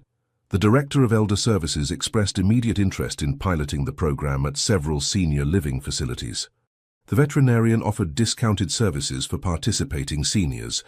The newspaper editor requested an interview for a feature story. By the time the meeting concluded, what had begun as Holden's simple idea had evolved into a community initiative with multiple stakeholders and concrete next steps. Dorsey was beaming as people approached to congratulate Holden and offer their support. "I told you your story would resonate," she said, as the room gradually emptied. "This is going to happen, Holden. Your program is going to become a reality." The realization was overwhelming. Holden sank into a chair, emotion tightening his throat. "Vella would have loved this," he managed finally. "She always said I needed a project for my retirement, something meaningful." Dorsey sat beside him, giving him a moment to compose himself. "She would be proud of you." "I certainly am." On the drive home, Holden's mind raced with possibilities. The program would need a name, a formal structure, volunteers. There would be forms to create, protocols to establish, funding to secure. It was daunting but exhilarating. As he turned onto Westbury Street, He noticed a familiar figure walking along the sidewalk, the boy from the school presentation, accompanied by an elderly man who must be his grandfather. Holden pulled over and rolled down his window. "Hello there," he called. "I remember you from Mrs. Wilson's class." The boy's face lit up with recognition. "You're the cat man, Grandpa. This is the man I told you about, the one with the cats who crossed the street." The grandfather, a tall man with a dignified bearing despite his stooped shoulders, approached the car with a smile. "So you're the famous Mr. Murdoch. My grandson hasn't stopped talking about your presentation. I'm Howard Bennett." "It's a pleasure to meet you," Holden said, shaking the offered hand. "Are you visiting the neighborhood?" "Moving in, actually," Howard replied. "My daughter, this young man's mother, thought it would be good for me to be closer to family. I've taken a small apartment in the Whispering Pines complex down the road." "We're going to the cat place today," the boy announced excitedly, "to see if Grandpa can find a cat like yours." Howard looked slightly embarrassed. "Jamie is very persistent. I agreed to at least visit the shelter." An idea struck Holden. "I was just heading home, but I could meet you at Hearthstone Haven in, say, an hour. I might be able to introduce you to some cats who would be perfect companions for someone in a new apartment." The offer was accepted, and Holden continued home with a sense of anticipation. This could be the first unofficial match of his senior-to-senior program. When he arrived home, he was greeted by his cat family with their usual enthusiasm. As he prepared for his return to the shelter, he found himself studying each of them with new eyes. Mirtha watching from the windowsill, Petal curled in her favorite spot on the sofa, and Wimble and Scout, still technically foster cats, wrestling on the living room rug. The question of their future had remained in limbo these past months. Holden had neither officially adopted them nor made them available for adoption. But as he watched Wimble and Scout, now inseparable playmates and companions, a certainty settled in his heart. "I think it's time we made some decisions," he told them, though they paid little attention, absorbed in their game. "Don't worry. I'm not going anywhere, and neither are you." At Hearthstone Haven, Holden found Howard and Jamie already touring the facilities with one of the weekend volunteers. Dorsey was still there, finishing paperwork from the morning's meeting, and greeted Holden with surprise. "Back so soon? I thought you'd be home celebrating." "I ran into someone who might be interested in our program," Holden explained, nodding toward Howard. "Thought I'd come offer some first-hand perspective." Dorsey's eyes lit up. "Our first potential match. Let me finish this and I'll join you." Howard was standing before a large enclosure where several adult cats lounged on various perches. Jamie was pointing excitedly at a young tortoiseshell, but Howard's attention seemed drawn to a dignified older cat with silver tabby markings and a notched ear. "That's Ferdinand," Holden said, approaching them. "He's about 9 years old. Came to the shelter when his owner moved to assisted living that didn't allow pets." Howard nodded thoughtfully. "He has a certain presence." "He's a gentleman," Holden agreed. "Likes to sit beside you, rather than on you. Enjoys a good conversation, but doesn't need constant attention." "How do you know all that?" Jamie asked, looking up at Holden with wide eyes. "I've spent time with most of the cats here," Holden explained. "Ferdinand and I understand each other. We're both at a stage in life where we appreciate good company without too many demands." Howard smiled at that. "Sounds like my kind of cat." He turned to the volunteer who had been showing them around. "Could I meet him properly?" They were shown to a small visiting room where Ferdinand was brought in. Unlike many cats who would immediately explore the new space, Ferdinand assessed the situation from the carrier door before emerging with deliberate dignity. He made a circuit of the room, then approached Howard, sniffing his extended hand before settling on the cushion beside him. "Well, hello there," Howard said quietly, carefully stroking the cat's head.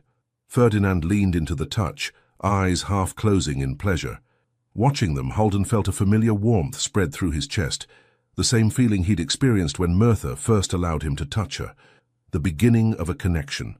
Jamie, who had been hoping for a more playful cat, looked disappointed until Holden drew him aside. "You know," he said in a conspiratorial tone, "cats are a bit like people. Some are lively and always ready for games like you. Others are quieter and more thoughtful like your grandfather. Ferdinand might be perfect for him because they understand each other." The boy considered this. "But what about playing?" "Grandpa needs a cat that plays." "Every cat plays, just in different ways," Holden assured him. Ferdinand might not chase a laser pointer for hours, but he enjoys a feather wand for short sessions, and he's excellent at teaching humans how to relax. By the time Dorsey joined them, Howard and Ferdinand had established a clear rapport. The cat had settled partially on Howard's lap, a significant display of trust from a usually reserved feline. "I think we may have a match," Dorsey said softly to Holden, watching the pair. The adoption process was set in motion, with Howard agreeing to return the following day to complete the paperwork and discuss the support services available through what Dorsey was now calling the Whiskers of Wisdom program. "That's a terrible name," Holden muttered as they watched Howard and Jamie leave. "Just a placeholder," Dorsey assured him with a laugh. "We'll come up with something better." "But did you see them together? That's exactly what your program is about, finding the right match, not just any match." On the drive home, Holden's thoughts turned again to Wimble and Scout. The time had come to make a decision about their future. He had always known he couldn't keep all 4 cats. It was too much responsibility, too much risk if his health declined. But watching Howard find a connection with Ferdinand had clarified something for him. It wasn't about numbers. It was about the right fit. That evening, as the cats settled into their usual spots around the living room, Holden took out his old typewriter, a relic from his working days that he'd kept more out of sentiment than use. Carefully, he inserted a sheet of paper and began to type. "Adoption application," he headed the page. Below, he filled out his own information: name, address, phone number. Under cats interested in adopting, he typed Wimble and Scout Murdoch. When he was finished, he signed and dated the form. Tomorrow, he would take it to Dorsey and make it official. All 4 cats would stay with him. They were already a family. The paperwork would simply confirm what he already knew in his heart. With that decision made, Holden felt a weight lift from his shoulders. He looked around at his cat-filled home, at the toys scattered across the floor, the climbing tree by the window, the water bowl that needed refilling. It was chaotic, demanding, sometimes exhausting, and absolutely perfect. Later that night, as he settled into bed with his feline family arranged around him, Holden picked up Vella's photograph from the nightstand. "We're keeping them all," he told her. "All 4. I know it's a lot, but they belong here. And I've got help now. Volunteers from the shelter who can check in if I need to travel. That nice veterinary student who's willing to make house calls. It's going to work." He imagined Vella's response, her practical concerns, her eventual acceptance, her secret delight in seeing him so engaged with life again. "And you'll never believe what happened today," he continued. "Remember that program idea I mentioned? It's happening.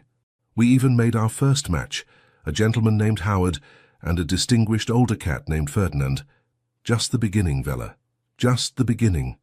As he placed the photograph back on the nightstand, Petal stretched and repositioned herself closer to his pillow, her soft purr a lullaby in the darkness. On his other side, Mirtha kept her usual watchful vigil, while Wimble and Scout slept tangled together at the foot of the bed. Tomorrow would bring new challenges: the formal launch of the program, the adoption paperwork for Wimble and Scout, perhaps even another school visit that Lisa had mentioned. But for now, in this quiet moment surrounded by the family he had found when he least expected it, Holden felt a contentment so deep it bordered on joy. "All because you crossed that street," he murmured to Mirtha. "All because I finally looked beyond my window." And as sleep claimed him, Holden dreamed not of the past but of the future, of elderly hands stroking grateful cats, of quiet apartments filled with new purpose, of connections forged through compassion and need. In his dream, Vella walked beside him through the shelter, pointing out perfect matches with the same intuition she had shown in life. "See?" she said, her voice as clear as if she were truly there. "I told you you'd find your way back." The summer heat settled over Elmsford Pines like a warm blanket, bringing languid days when even the most energetic of Holden's cats sought shady spots for afternoon naps.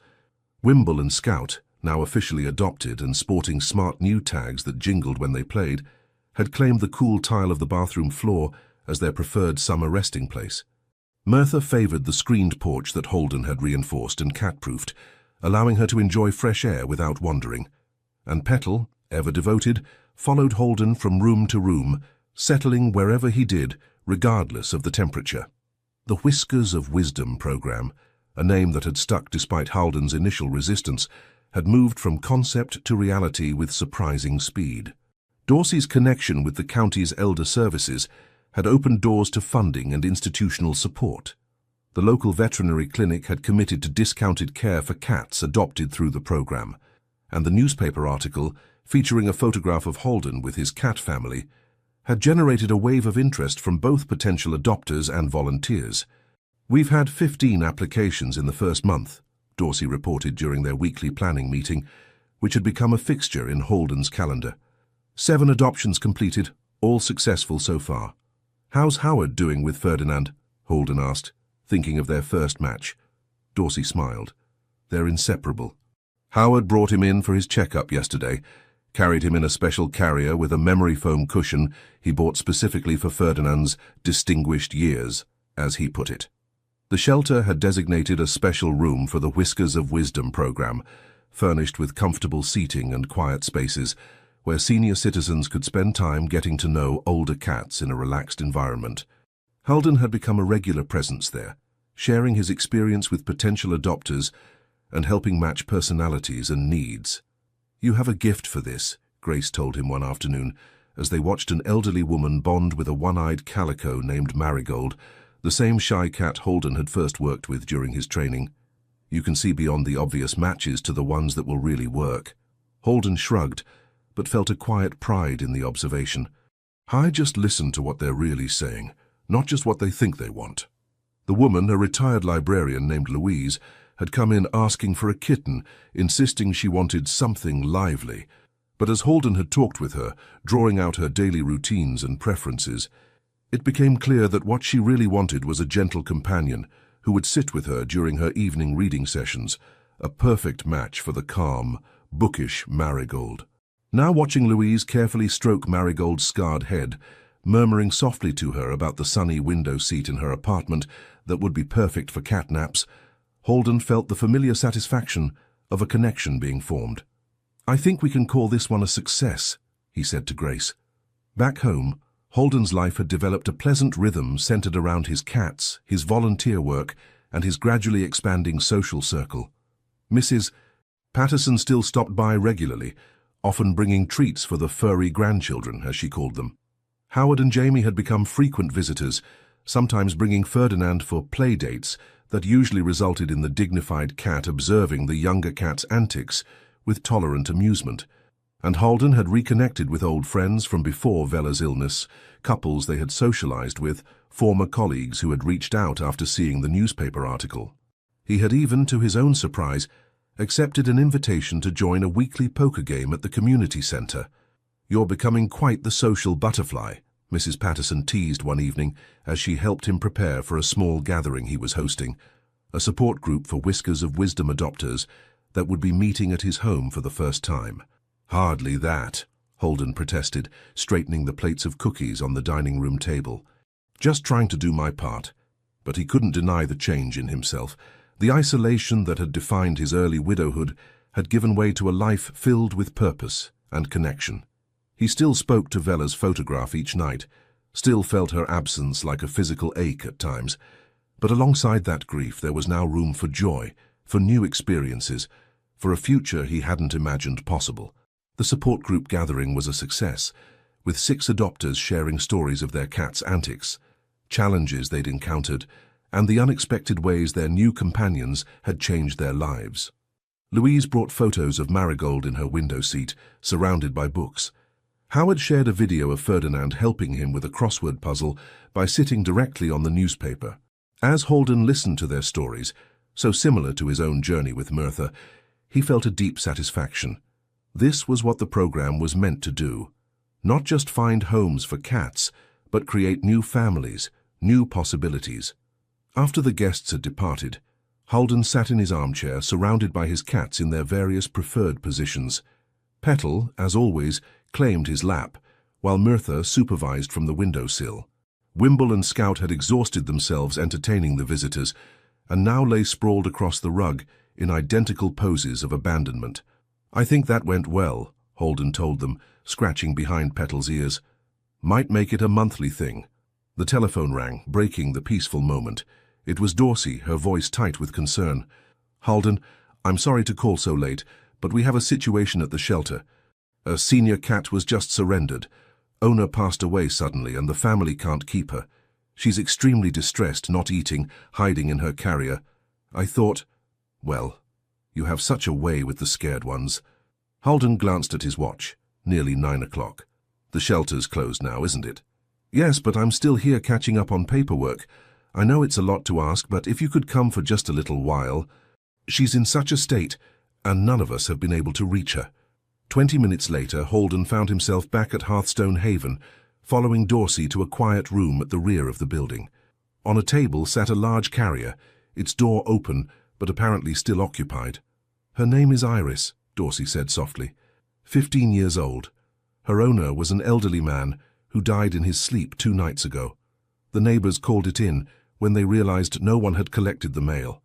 By the time Iris was found, she'd been alone with him for nearly 48 hours. Holden's heart tightened at the thought. Poor thing.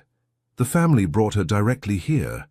They said she's always been skittish with strangers, but this... Dorsey gestured to the carrier. She hasn't moved, hasn't touched food or water. We're worried about dehydration, but she hisses if anyone tries to reach in. Holden approached slowly, crouching despite the protest from his knees to peer into the carrier. In the farthest corner, a small tortoise-shell cat was pressed against the plastic, yellow eyes wide with fear or grief, perhaps both. Hello, Iris, he said softly. I understand you've had a terrible time of it. The cat didn't respond, not even a flick of her ears to acknowledge his voice. I'll leave you two alone, Dorsey said. There's water and some food on the counter if you can get her to take any. I'll be in my office when you're ready to go. For several minutes after Dorsey left, Holden simply sat on the floor beside the carrier, not speaking, not trying to make eye contact.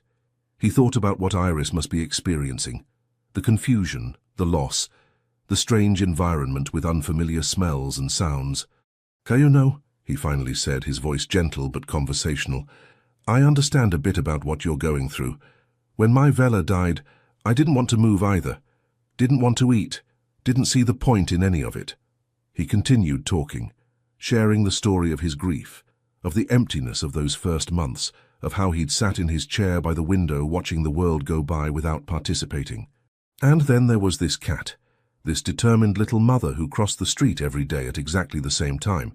She didn't know about grief or loss. She just knew she had a job to do, kittens to care for. As he spoke, Holden noticed a slight shift in Iris's posture, not moving toward him, but perhaps not pressing quite so desperately against the carrier wall. I followed her one day, he continued. Best decision I ever made. Found her kittens, started helping out. And somehow, while I was taking care of them, they started taking care of me. He carefully moved a water dish closer to the carrier opening. I'm not saying it's easy. It's not. And I still miss Vela every day. But there's room for new connections, new purpose. Another shift, almost imperceptible. Iris's eyes blinked once, slowly. Your person wouldn't want you to give up, Holden said softly, just like Vela wouldn't have wanted me to. They'd want us to find our way back to living. For nearly an hour, Holden continued this one-sided conversation, sharing stories of his cats, of the program, of the senior citizens who had found new companions.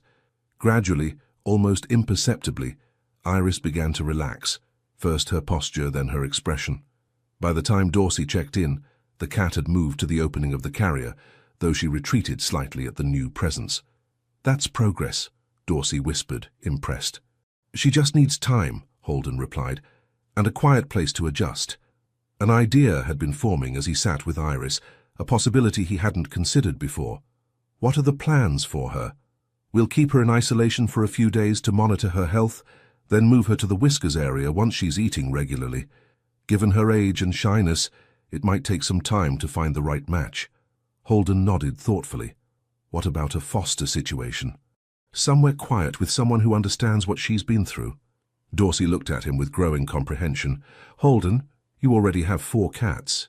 I know, he acknowledged, and I'm not suggesting anything permanent. Just a transition, a halfway house, so to speak, until she's ready for a new home. You're sure about this? Fostering a traumatized senior cat isn't easy. Holden thought of his home, already adapted for feline comfort, with quiet spaces and established routines. He thought of his own experience with grief, the patience it had taken to find his way back.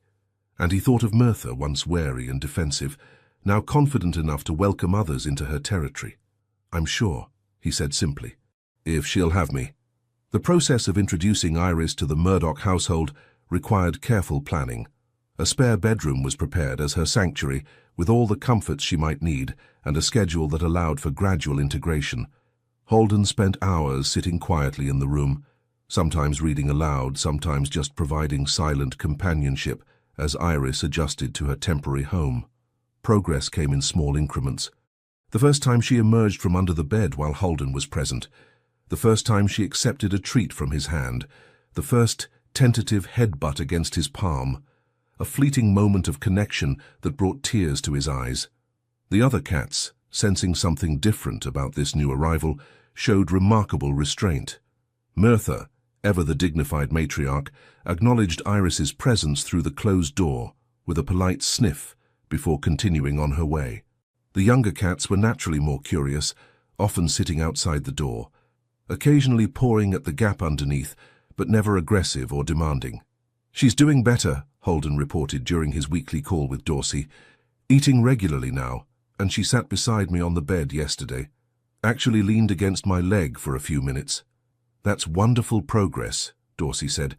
"Do you think she might be ready to meet potential adopters soon?" Holden hesitated. "Not quite yet. She still startles easily, and she's just beginning to explore beyond the bedroom when the other cats are napping. I think she needs more time to rebuild her confidence." As the weeks passed, Iris's transformation continued. The fearful, withdrawn cat who had huddled in her carrier gradually gave way to a quiet but increasingly present companion who would follow Holden from room to room, always maintaining a careful distance from the other cats, but clearly seeking human connection. One evening, as Holden sat in his armchair reading with Petal in her usual spot on his lap, he felt a gentle pressure against his ankle. Looking down, he was surprised to find Iris sitting beside the chair, her tortoiseshell coat gleaming in the lamplight, her expression watchful but no longer fearful. "Well, hello there," he said softly. "Decided to join the evening gathering, have you?" From her windowsill perch, Mirtha observed this development with feline inscrutability. Wimble and Scout, engaged in their nightly wrestling match on the rug, paused briefly to assess the newcomer before resuming their play. It was a small moment, unremarkable to anyone who hadn't witnessed Iris's journey from traumatized surrender to this quiet act of trust. But to Holden, it felt monumental, evidence that even the deepest wounds could heal, given time and patience. As he watched Iris settle more comfortably beside his chair, one thought surfaced clearly. Every cat crossing a street, every elderly person living alone, every connection waiting to be made, they all mattered. And somehow, through a series of chances and choices, he had found himself at the center of something that was changing lives, one whisker at a time. What began as a simple act of kindness toward a stray cat had blossomed into a purpose larger than himself, a legacy that would continue beyond his own life. The Whiskers of Wisdom program was growing, expanding to neighboring communities, attracting attention from senior advocacy groups and animal welfare organizations alike. And at the heart of it all was a simple truth that Holden had discovered in his 81st year. It's never too late to begin again, to find meaning, to make a difference. Sometimes, all it takes is the courage to follow a cat crossing a street, to look beyond your own window, to open your door to unexpected possibilities. As the evening deepened into night, with Petal purring on his lap and Iris keeping quiet vigil beside his chair, Holden felt a profound sense of gratitude for the journey that had brought him here. From isolation to connection, from emptiness to purpose, from merely existing to truly living once more. And somewhere, he liked to think, Vela was watching with approval, perhaps even whispering, "I told you so." The first hints of autumn touched Elmsford pines in subtle ways, a few early turning leaves on the maple trees, slightly cooler mornings that required a light sweater for Holden's daily walks, the quality of afternoon light that seemed to gild everything it touched. The cats noticed the changes too, with Mirtha spending more time sunbathing on the screened porch, storing warmth for the coming winter, while the younger cats engaged in more vigorous play, as if energized by the crispness in the air. Iris, now a permanent fixture in the Murdoch household despite the initial temporary designation, had carved out her own niche in the family dynamics. She remained quiet and reserved, preferring observation to participation, but had developed special relationships with each household member. With Holden, she was most relaxed, often sitting beside his chair during evening reading sessions. With Mertha, there existed a respectful distance, two matriarchs acknowledging each other's territory. With the younger cats, she maintained a dignified tolerance, occasionally swatting at an over-enthusiastic Wimble, but never with real malice. "She's found her place," Holden told Dorsey during one of their weekly check-ins. "I think she's ready to be officially adopted rather than fostered, if that's all right with the shelter." Dorsey's laugh carried through the phone line. "Holden, we've been expecting this for weeks. I already have the paperwork prepared. You're what we call a foster failure, though in the best possible way." 5 cats, Holden mused, looking around at his fur-covered furniture and multiple cat beds. "If you'd told me a year ago." "Life has a way of surprising us," Dorsey replied. "Speaking of which, I have some news.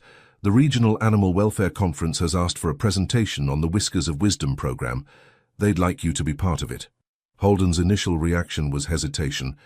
A regional conference meant traveling, speaking before a large audience, representing the program in an official capacity, all things that would have been unthinkable in his pre-Mertha days. "I don't know, Dorsey. That sounds like something you'd handle better." "I'll be there too," she assured him. "But your perspective is unique. You're both a senior adopter and the program's visionary. Your personal story is what makes it compelling." After some consideration, Holden agreed, and the following weeks were filled with preparation, creating presentation materials, practicing his speaking points, and arranging for Mrs. Patterson to check in on the cats during his absence. "They'll be fine for 2 days," she insisted, when Holden left detailed instructions about each cat's preferences and routines. "Cats are independent creatures." "Not these cats," Holden replied, watching Petal follow him anxiously from room to room as he packed. "They've grown accustomed to having me around." The conference was held in a neighboring city, requiring a train journey that Holden found both nostalgic and slightly overwhelming after so long without traveling. Dorsey met him at the station, her enthusiasm infectious as they checked into the hotel and reviewed the schedule for the following day. Their presentation was scheduled for the morning session, sandwiched between talks on shelter management software and innovative spay-neuter programs. Despite his nervousness, Holden found himself enjoying the preparation, the sense of purpose in sharing something he truly believed in. "Remember," Dorsey said as they finalized their notes that evening, "just speak from the heart." That's what people connect with. The audience the next morning was larger than Holden had anticipated, nearly 100 shelter directors, volunteer coordinators, and animal welfare advocates from across the region. As Dorsey introduced the program, outlining its structure and success metrics, Holden felt the familiar flutter of anxiety in his chest. But when it was his turn to speak, to share the story of Mertha crossing the street and the journey that followed, the nervousness fell away. He spoke clearly and directly, his voice gaining strength as he described the transformation in his own life and the lives of other seniors who had found companionship through the program. What began as one cat crossing a street has become a bridge between lonely people and lonely animals, he concluded. A reminder that it's never too late to make a connection, to find purpose, to begin again. The applause was warm and genuine, followed by thoughtful questions and expressions of interest in implementing similar programs in other communities. By the time the session ended, Holden felt a mixture of exhaustion and exhilaration, the satisfaction of having communicated something meaningful. "You were wonderful," Dorsey said, as they made their way to the conference luncheon. "Did you see how many people were taking notes? I've already had 3 requests for our program materials." The rest of the conference passed in a blur of workshops, networking sessions, and conversations with passionate animal welfare advocates. Holden found himself energized by the exchange of ideas, the sense of being part of a larger community working toward common goals. By the time he boarded the train home the following afternoon, his mind was buzzing with new possibilities for Whiskers of Wisdom, expanded services, potential partnerships, ways to reach more seniors and place more cats. "I think we could develop a training program for residential facilities," he told Dorsey as they said goodbye at the station. help them establish cat-friendly policies, maybe even create resident-managed cat rooms in nursing homes. Dorsey smiled at his enthusiasm. One step at a time, Holden. But yes, there's plenty of room to grow. The journey home gave Holden time to reflect on the past year. The transformation from isolated widower to program founder, from empty house to cat-filled home. As the train pulled into Elmsford Pine Station, he felt a familiar anticipation, eager to return to his feline family and the comfort of his own space. The house was quiet when he arrived, the evening shadows stretching across the front porch. Mrs. Patterson had left a note on the kitchen counter, reporting that all cats were well, though Petal had been particularly mopey in his absence. "I'm home," Holden called as he set down his suitcase in the hallway. The response was immediate, a thunder of paws as Wimble and Scout raced from different directions to greet him, followed more sedately by Mirtha, who wound around his ankles with unusual demonstrativeness. Petal appeared at the top of the stairs, meowing plaintively before hurrying down to reclaim her person. Only Iris maintained her dignity, watching from the doorway of the living room with bright, attentive eyes that nevertheless conveyed recognition and relief.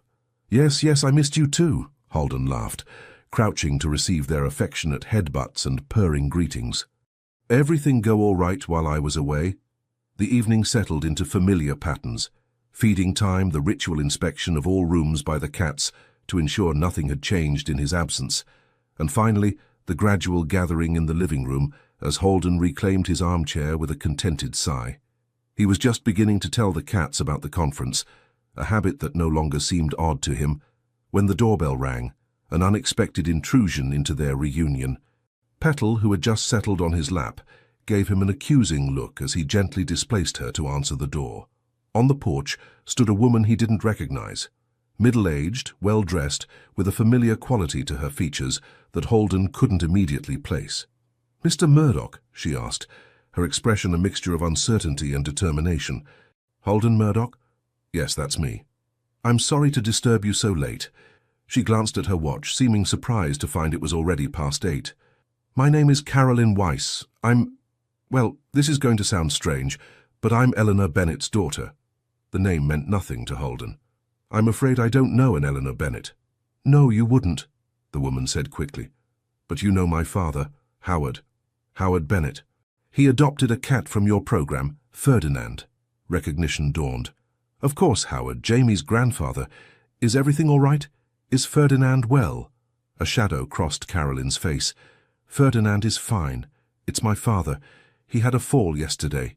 He's in the hospital, nothing too serious. A broken wrist and some bruising, but they're keeping him for observation because of his heart condition." "I'm sorry to hear that," Holden said sincerely. "Please come in." He led her to the living room, where the cats observed the newcomer with varying degrees of interest. Caroline paused, taking in the multiple feline presences. "Dad mentioned you had several cats, but I didn't realize—" "5, Holden confirmed with a small smile. "It wasn't the plan, but here we are. Please have a seat. Can I offer you tea or coffee?" Caroline declined the refreshments, but sat on the edge of the sofa, her posture suggesting she wouldn't stay long. "The reason I'm here is about Ferdinand.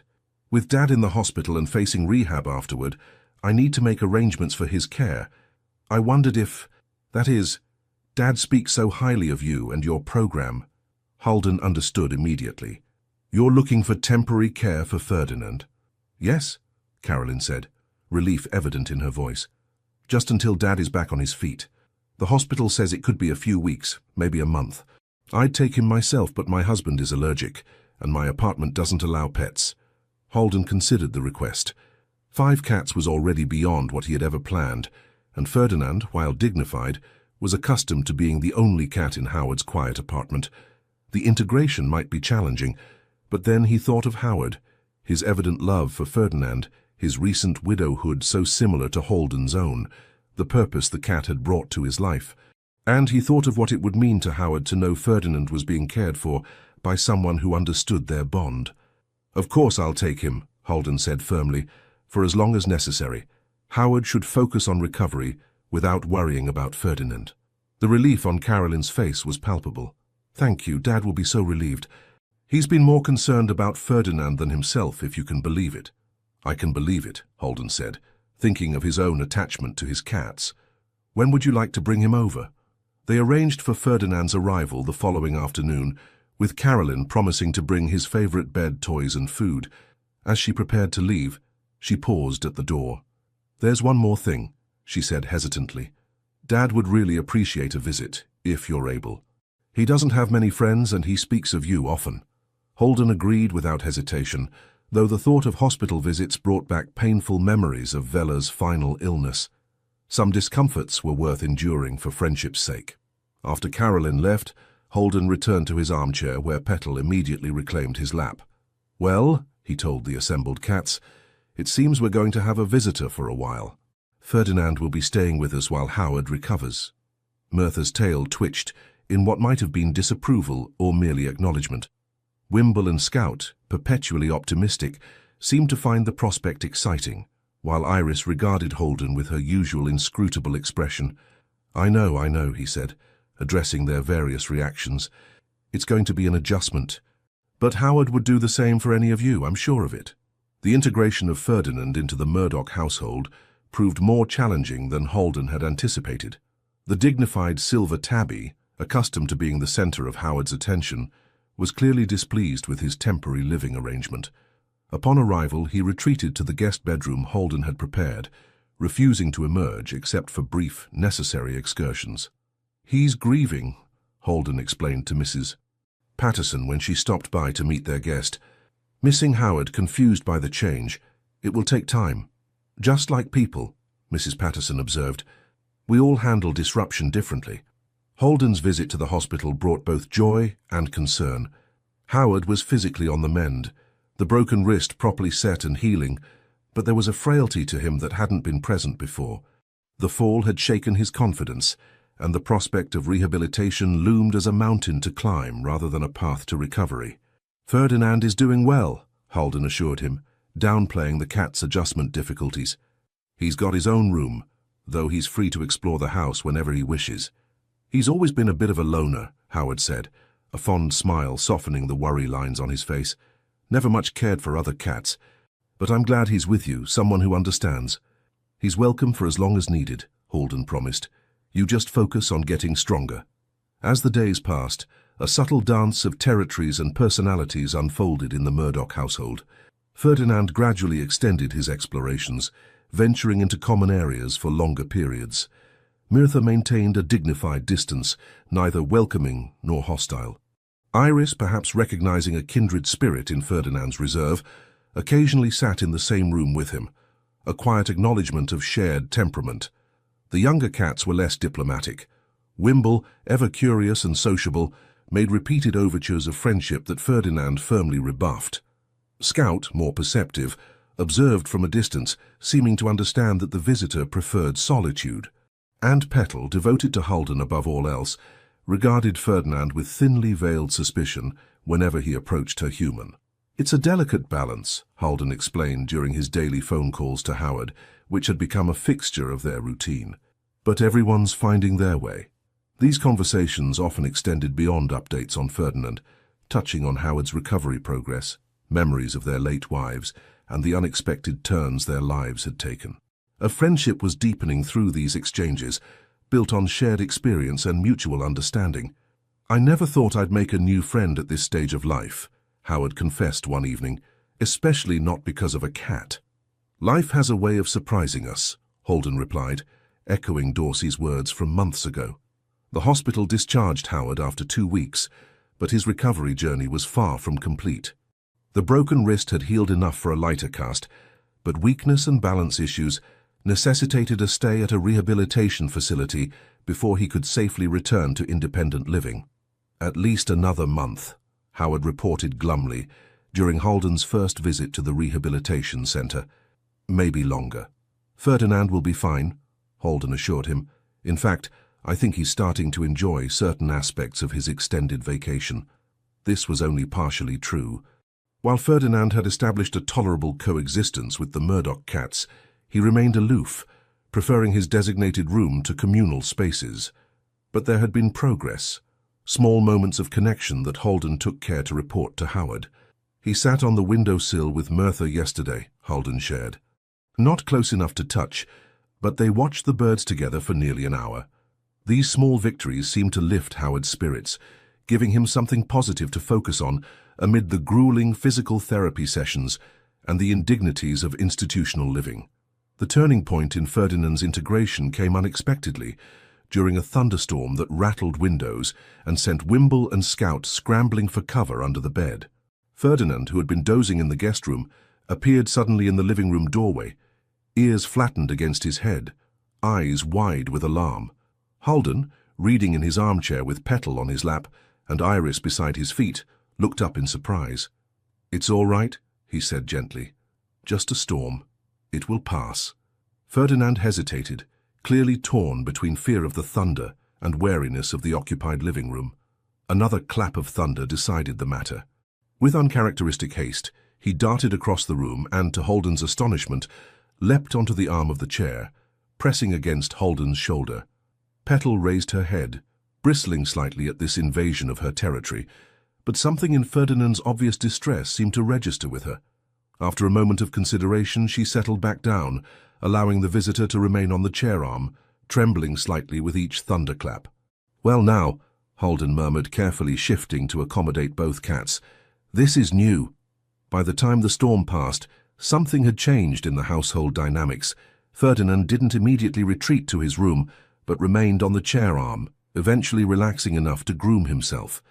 Petal, after her initial resistance, seemed to accept his presence as long as she maintained prime position on Holden's lap. The next morning, Holden found Ferdinand not in the guest room but curled on the foot of his bed, a respectful distance from the other cats, but clearly making a choice to be part of the group rather than apart from it. "I think we've had a breakthrough," Holden told Howard during their daily call. "Ferdinand seems to be deciding that temporary family is better than no family at all." Howard chuckled, a sound that had become more frequent as his recovery progressed. "He's smarter than I am, then. It took me months after Eleanor passed to reach that conclusion." As October deepened toward November, the Whiskers of Wisdom program continued to thrive, with adoption events, volunteer trainings, and expansion to neighboring communities. Holden balanced his program responsibilities with regular visits to Howard, whose progress had been steady but slower than hoped. "The doctors say I might need some in-home assistance when I first return to the apartment," Howard admitted during one visit.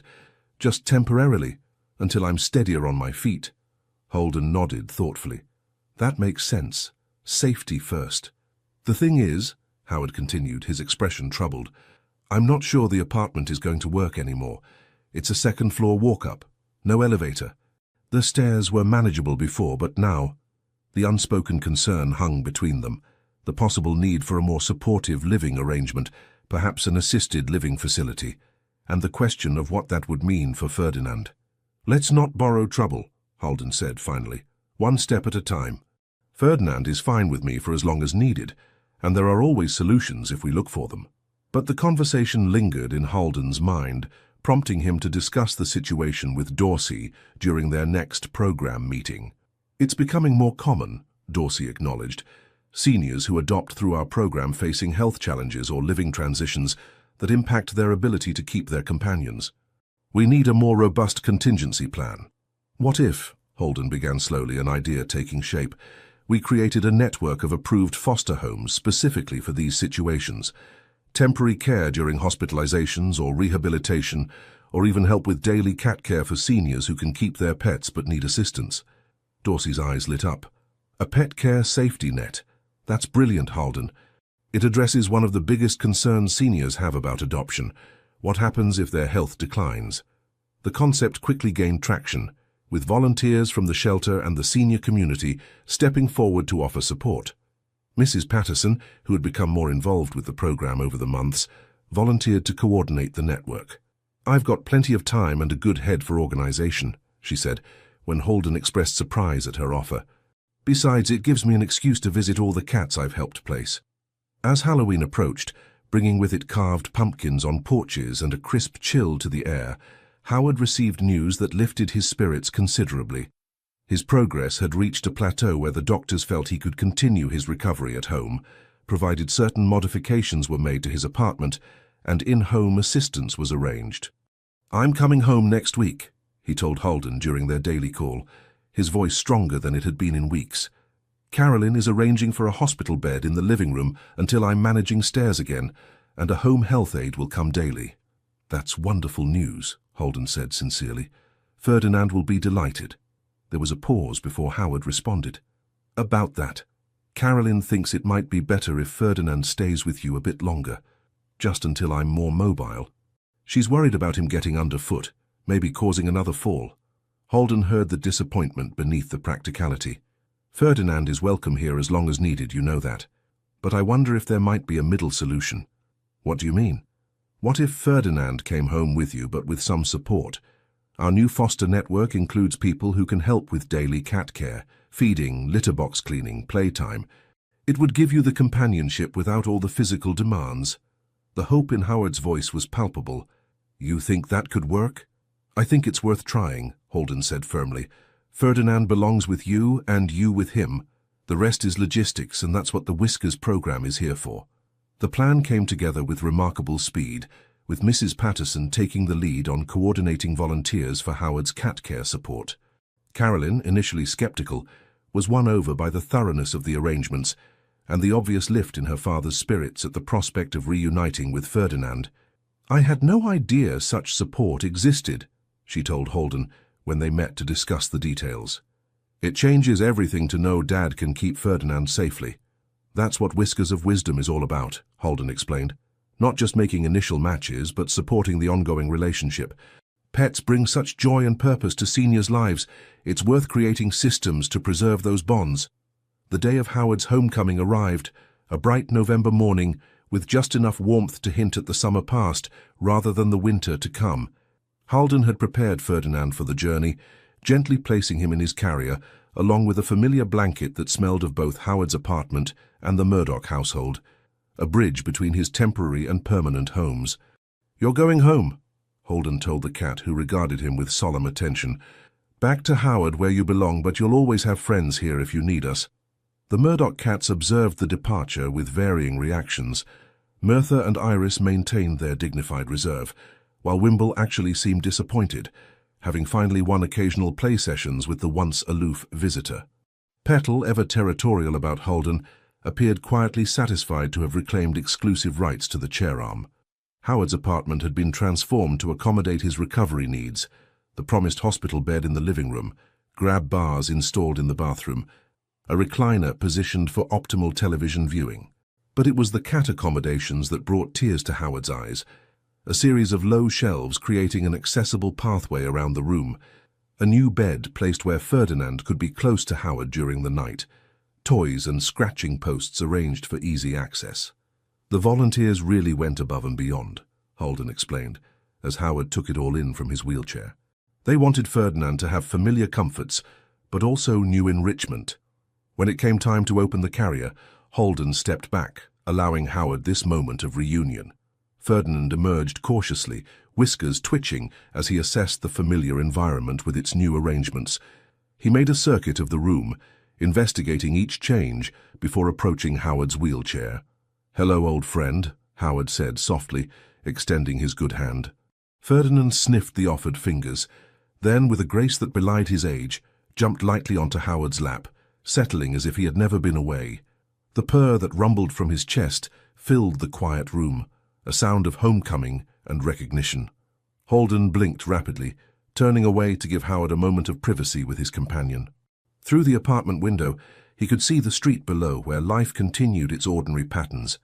People walking to work, children heading home from school, an elderly couple moving slowly along the sidewalk, supporting each other. And for a brief moment, he thought he glimpsed a slender tabby cat crossing at the corner, moving with purpose and confidence. Whether real or imagined, the sight brought a smile to his face and a fullness to his heart. When he turned back, Howard was gently stroking Ferdinand's head, murmuring words too quiet to hear. The cat's eyes were half closed in contentment, his body relaxed in complete trust. They had found their way back to each other, these two beings connected by circumstance and choice by need and love. "I think he remembers where he belongs," Holden said softly.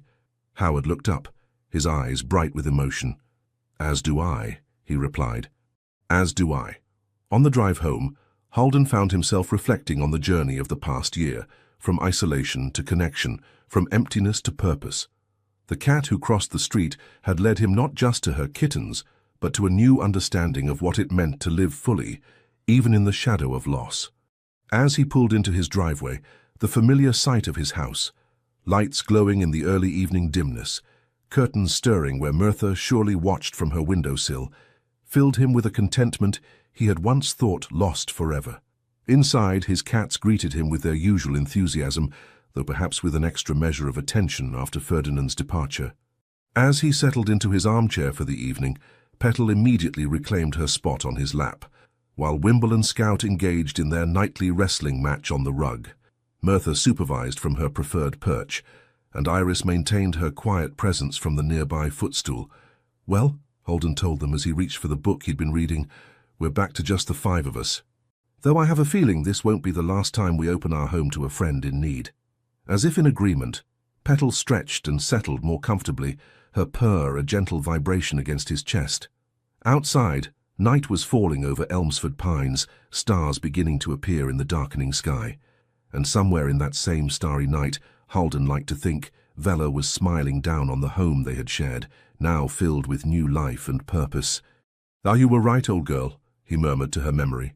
"It's never too late to begin again." Winter descended upon Elmsford Pines with gentle persistence, transforming the neighborhood with a dusting of snow that softened edges and muffled sounds. Holden's house, with its glowing windows and wisp of smoke from the rarely used fireplace, stood warm and inviting against the December chill. Inside, the change of seasons had brought shifts in the cat's behavior. Mirtha and Iris, the elder stateswomen, spent more time near heating vents or curled in patches of winter sunlight. Wimble and Scout had discovered the joy of sliding across wooden floors in mad dashes that often ended in collisions with furniture, and Petal, ever attached to Holden, had taken to burrowing under blankets or sweaters, seeking warmth against the human she had claimed as her own. "You're worse than a hot water bottle," Holden told her fondly, as she wriggled beneath his cardigan while he read in his armchair, "and considerably more squirmy." The Whiskers of Wisdom program had continued to flourish through the fall, with the addition of the support network proving particularly valuable as winter weather made it more challenging for some seniors to manage all aspects of pet care.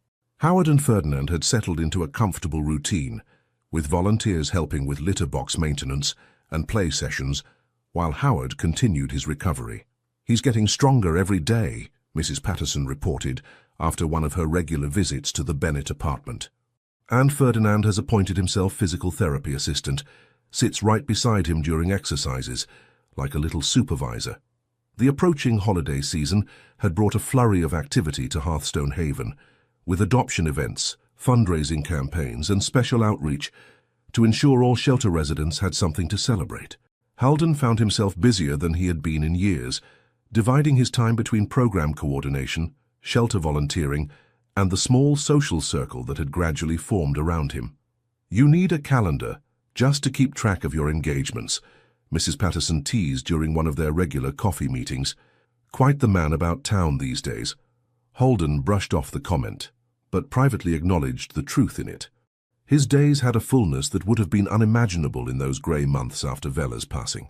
The emptiness had been filled, not replaced, never that, but complemented by new connections, new purpose. One snowy afternoon, as Holden returned from a volunteer shift at the shelter, he noticed an unfamiliar car parked in front of his house.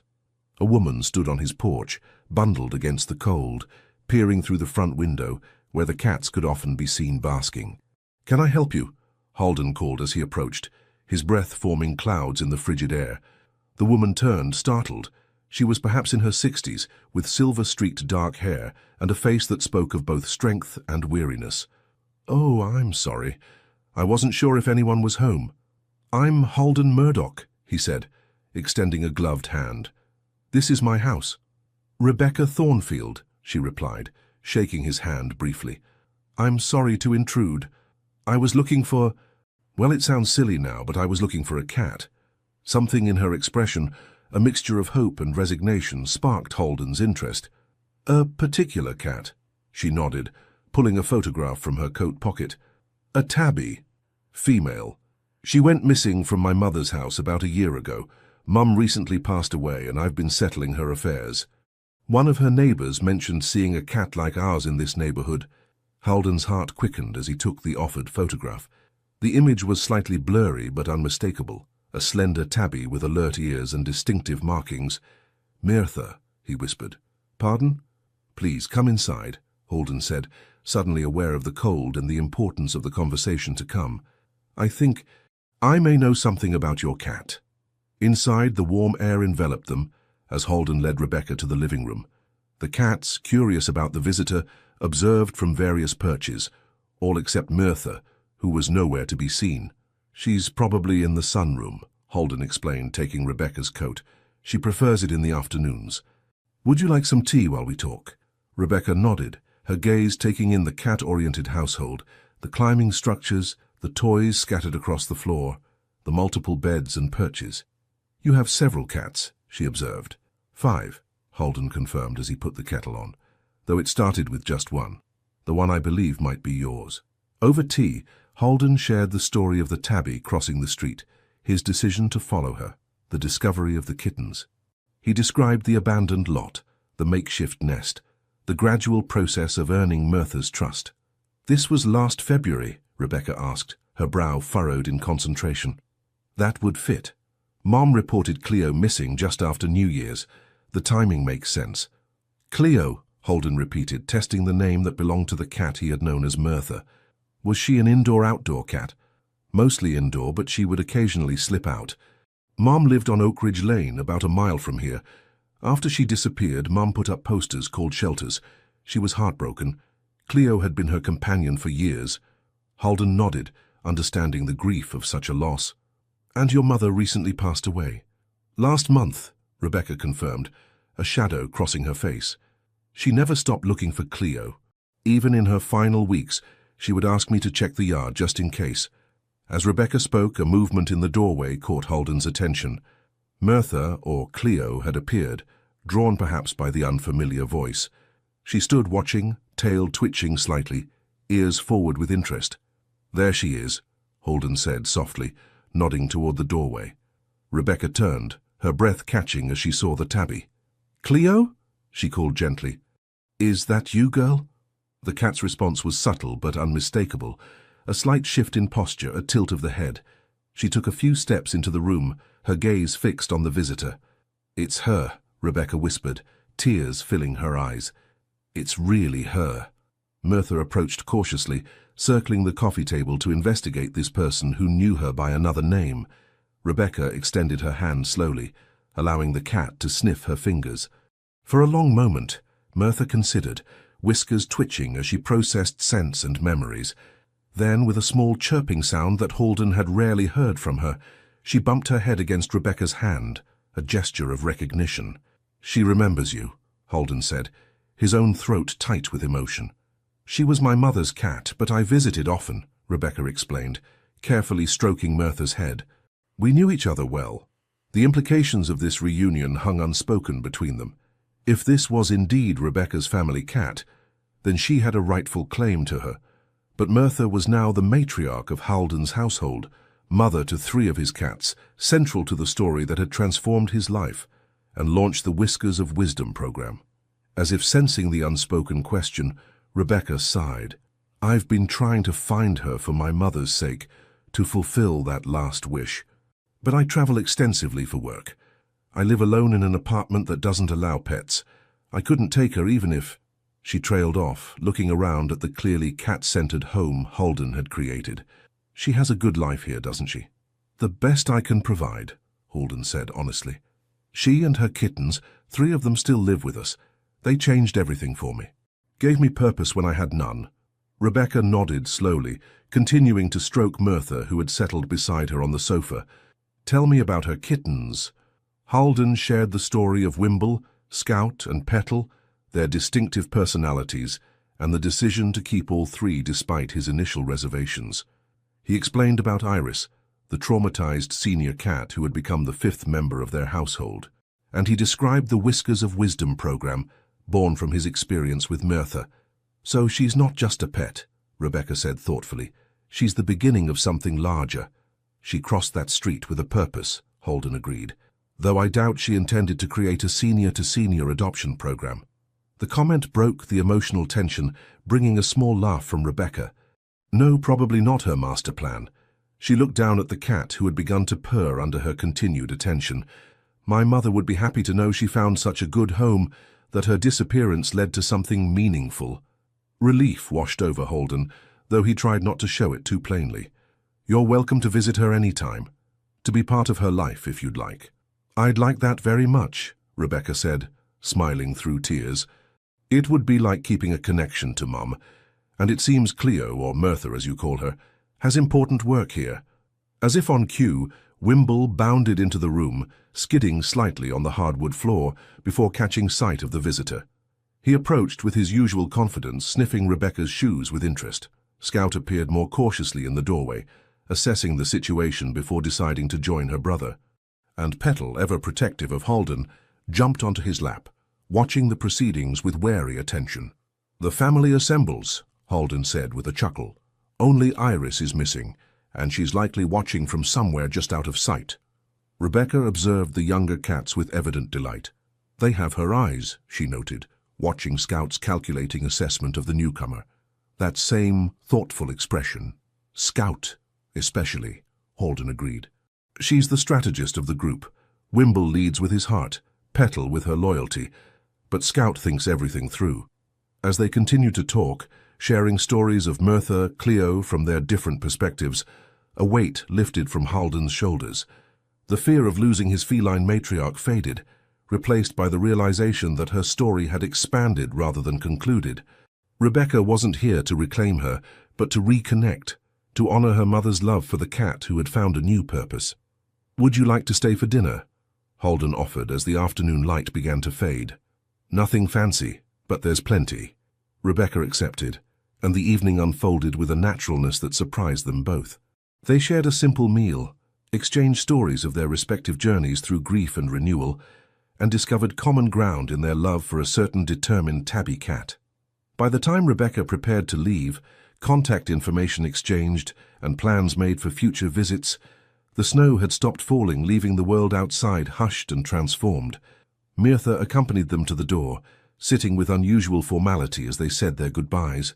Thank you, Rebecca said, her hand resting briefly on Mirtha's head, for taking care of her when we couldn't, for seeing her value. She's the one who did the rescuing, Holden replied simply. I just followed where she led. After Rebecca's departure, Holden returned to the living room, where the cats had reclaimed their favorite spots. Mirtha joined him on the armchair, something she rarely did, settling beside Petal with surprising harmony.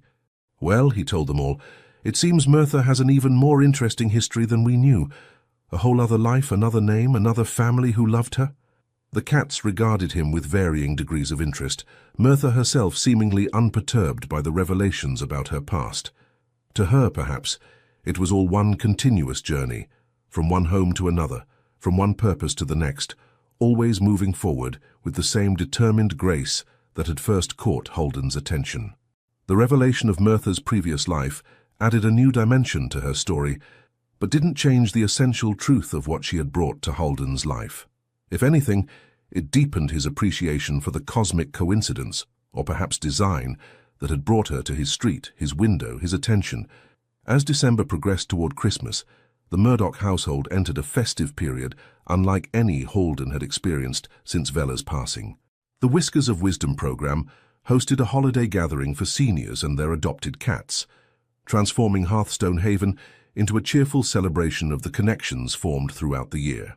Howard arrived with Ferdinand, now walking with just a cane, his recovery having progressed beyond everyone's expectations. The doctors say it's remarkable, he told Holden as they watched Ferdinand graciously accept admiration from other adopters. They think having something to get better for made all the difference. Rebecca joined Holden for Christmas Eve dinner, bringing small gifts for each cat and historical photos of Mirtha Cleo that filled in pieces of her mysterious past. Mom would have loved knowing how her story turned out, she said, as they watched Mirtha supervise the younger cat's investigation of their presence, that she found her way to someone who needed her as much as we did. The new year approached with promise rather than dread, each day offering purpose and connection where once there had been only emptiness.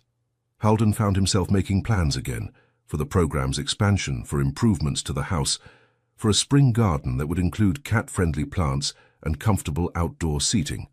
On a January morning, almost exactly a year after he had first noticed Merthyr crossing the street, Halden stood at his bay window, watching the world awaken. The snow-covered street gleamed in the early light, unmarked yet by footprints or tire tracks. Beside him, Merthyr sat on the windowsill, her gaze following his to the pedestrian crossing where their story had begun. 1 year, Halden murmured, reaching to stroke her head. 1 year since you changed everything. Behind them, the house stirred with familiar sounds. Wimble and Scout beginning their morning chase, Petal stretching on the sofa where she had spent the night, Iris emerging from her preferred sleeping spot beneath the dining room table. The day ahead held volunteer work at the shelter, a planning meeting for the program's spring initiatives, coffee with Mrs. Patterson, and a visit to Howard to discuss his interest in joining the volunteer team once his recovery was complete. A full day, a purposeful day, a day that would not have existed in this form if not for a cat crossing a street and an old man who decided to follow. As Halden turned from the window to begin his morning routine, Merthyr remained at her post, golden eyes watching the quiet street with the same alertness that had first caught his attention. Perhaps she was remembering her own journey, the makeshift nest in the abandoned lot, the kittens she had protected, the gradual building of trust with the human who had followed her. Or perhaps she was simply being a cat, observing the world with that peculiar feline mixture of detachment and intense focus. Either way, she had crossed more than just a street that February morning. She had crossed the boundary between two lives, Halden's solitary existence and his renewed engagement with the world. She had connected past and future, grief and purpose, ending and beginning. And as Halden prepared breakfast, still 2 cups of tea out of habit, though now accompanied by 5 dishes of cat food, he found himself smiling at the simple truth that had emerged from all that had happened.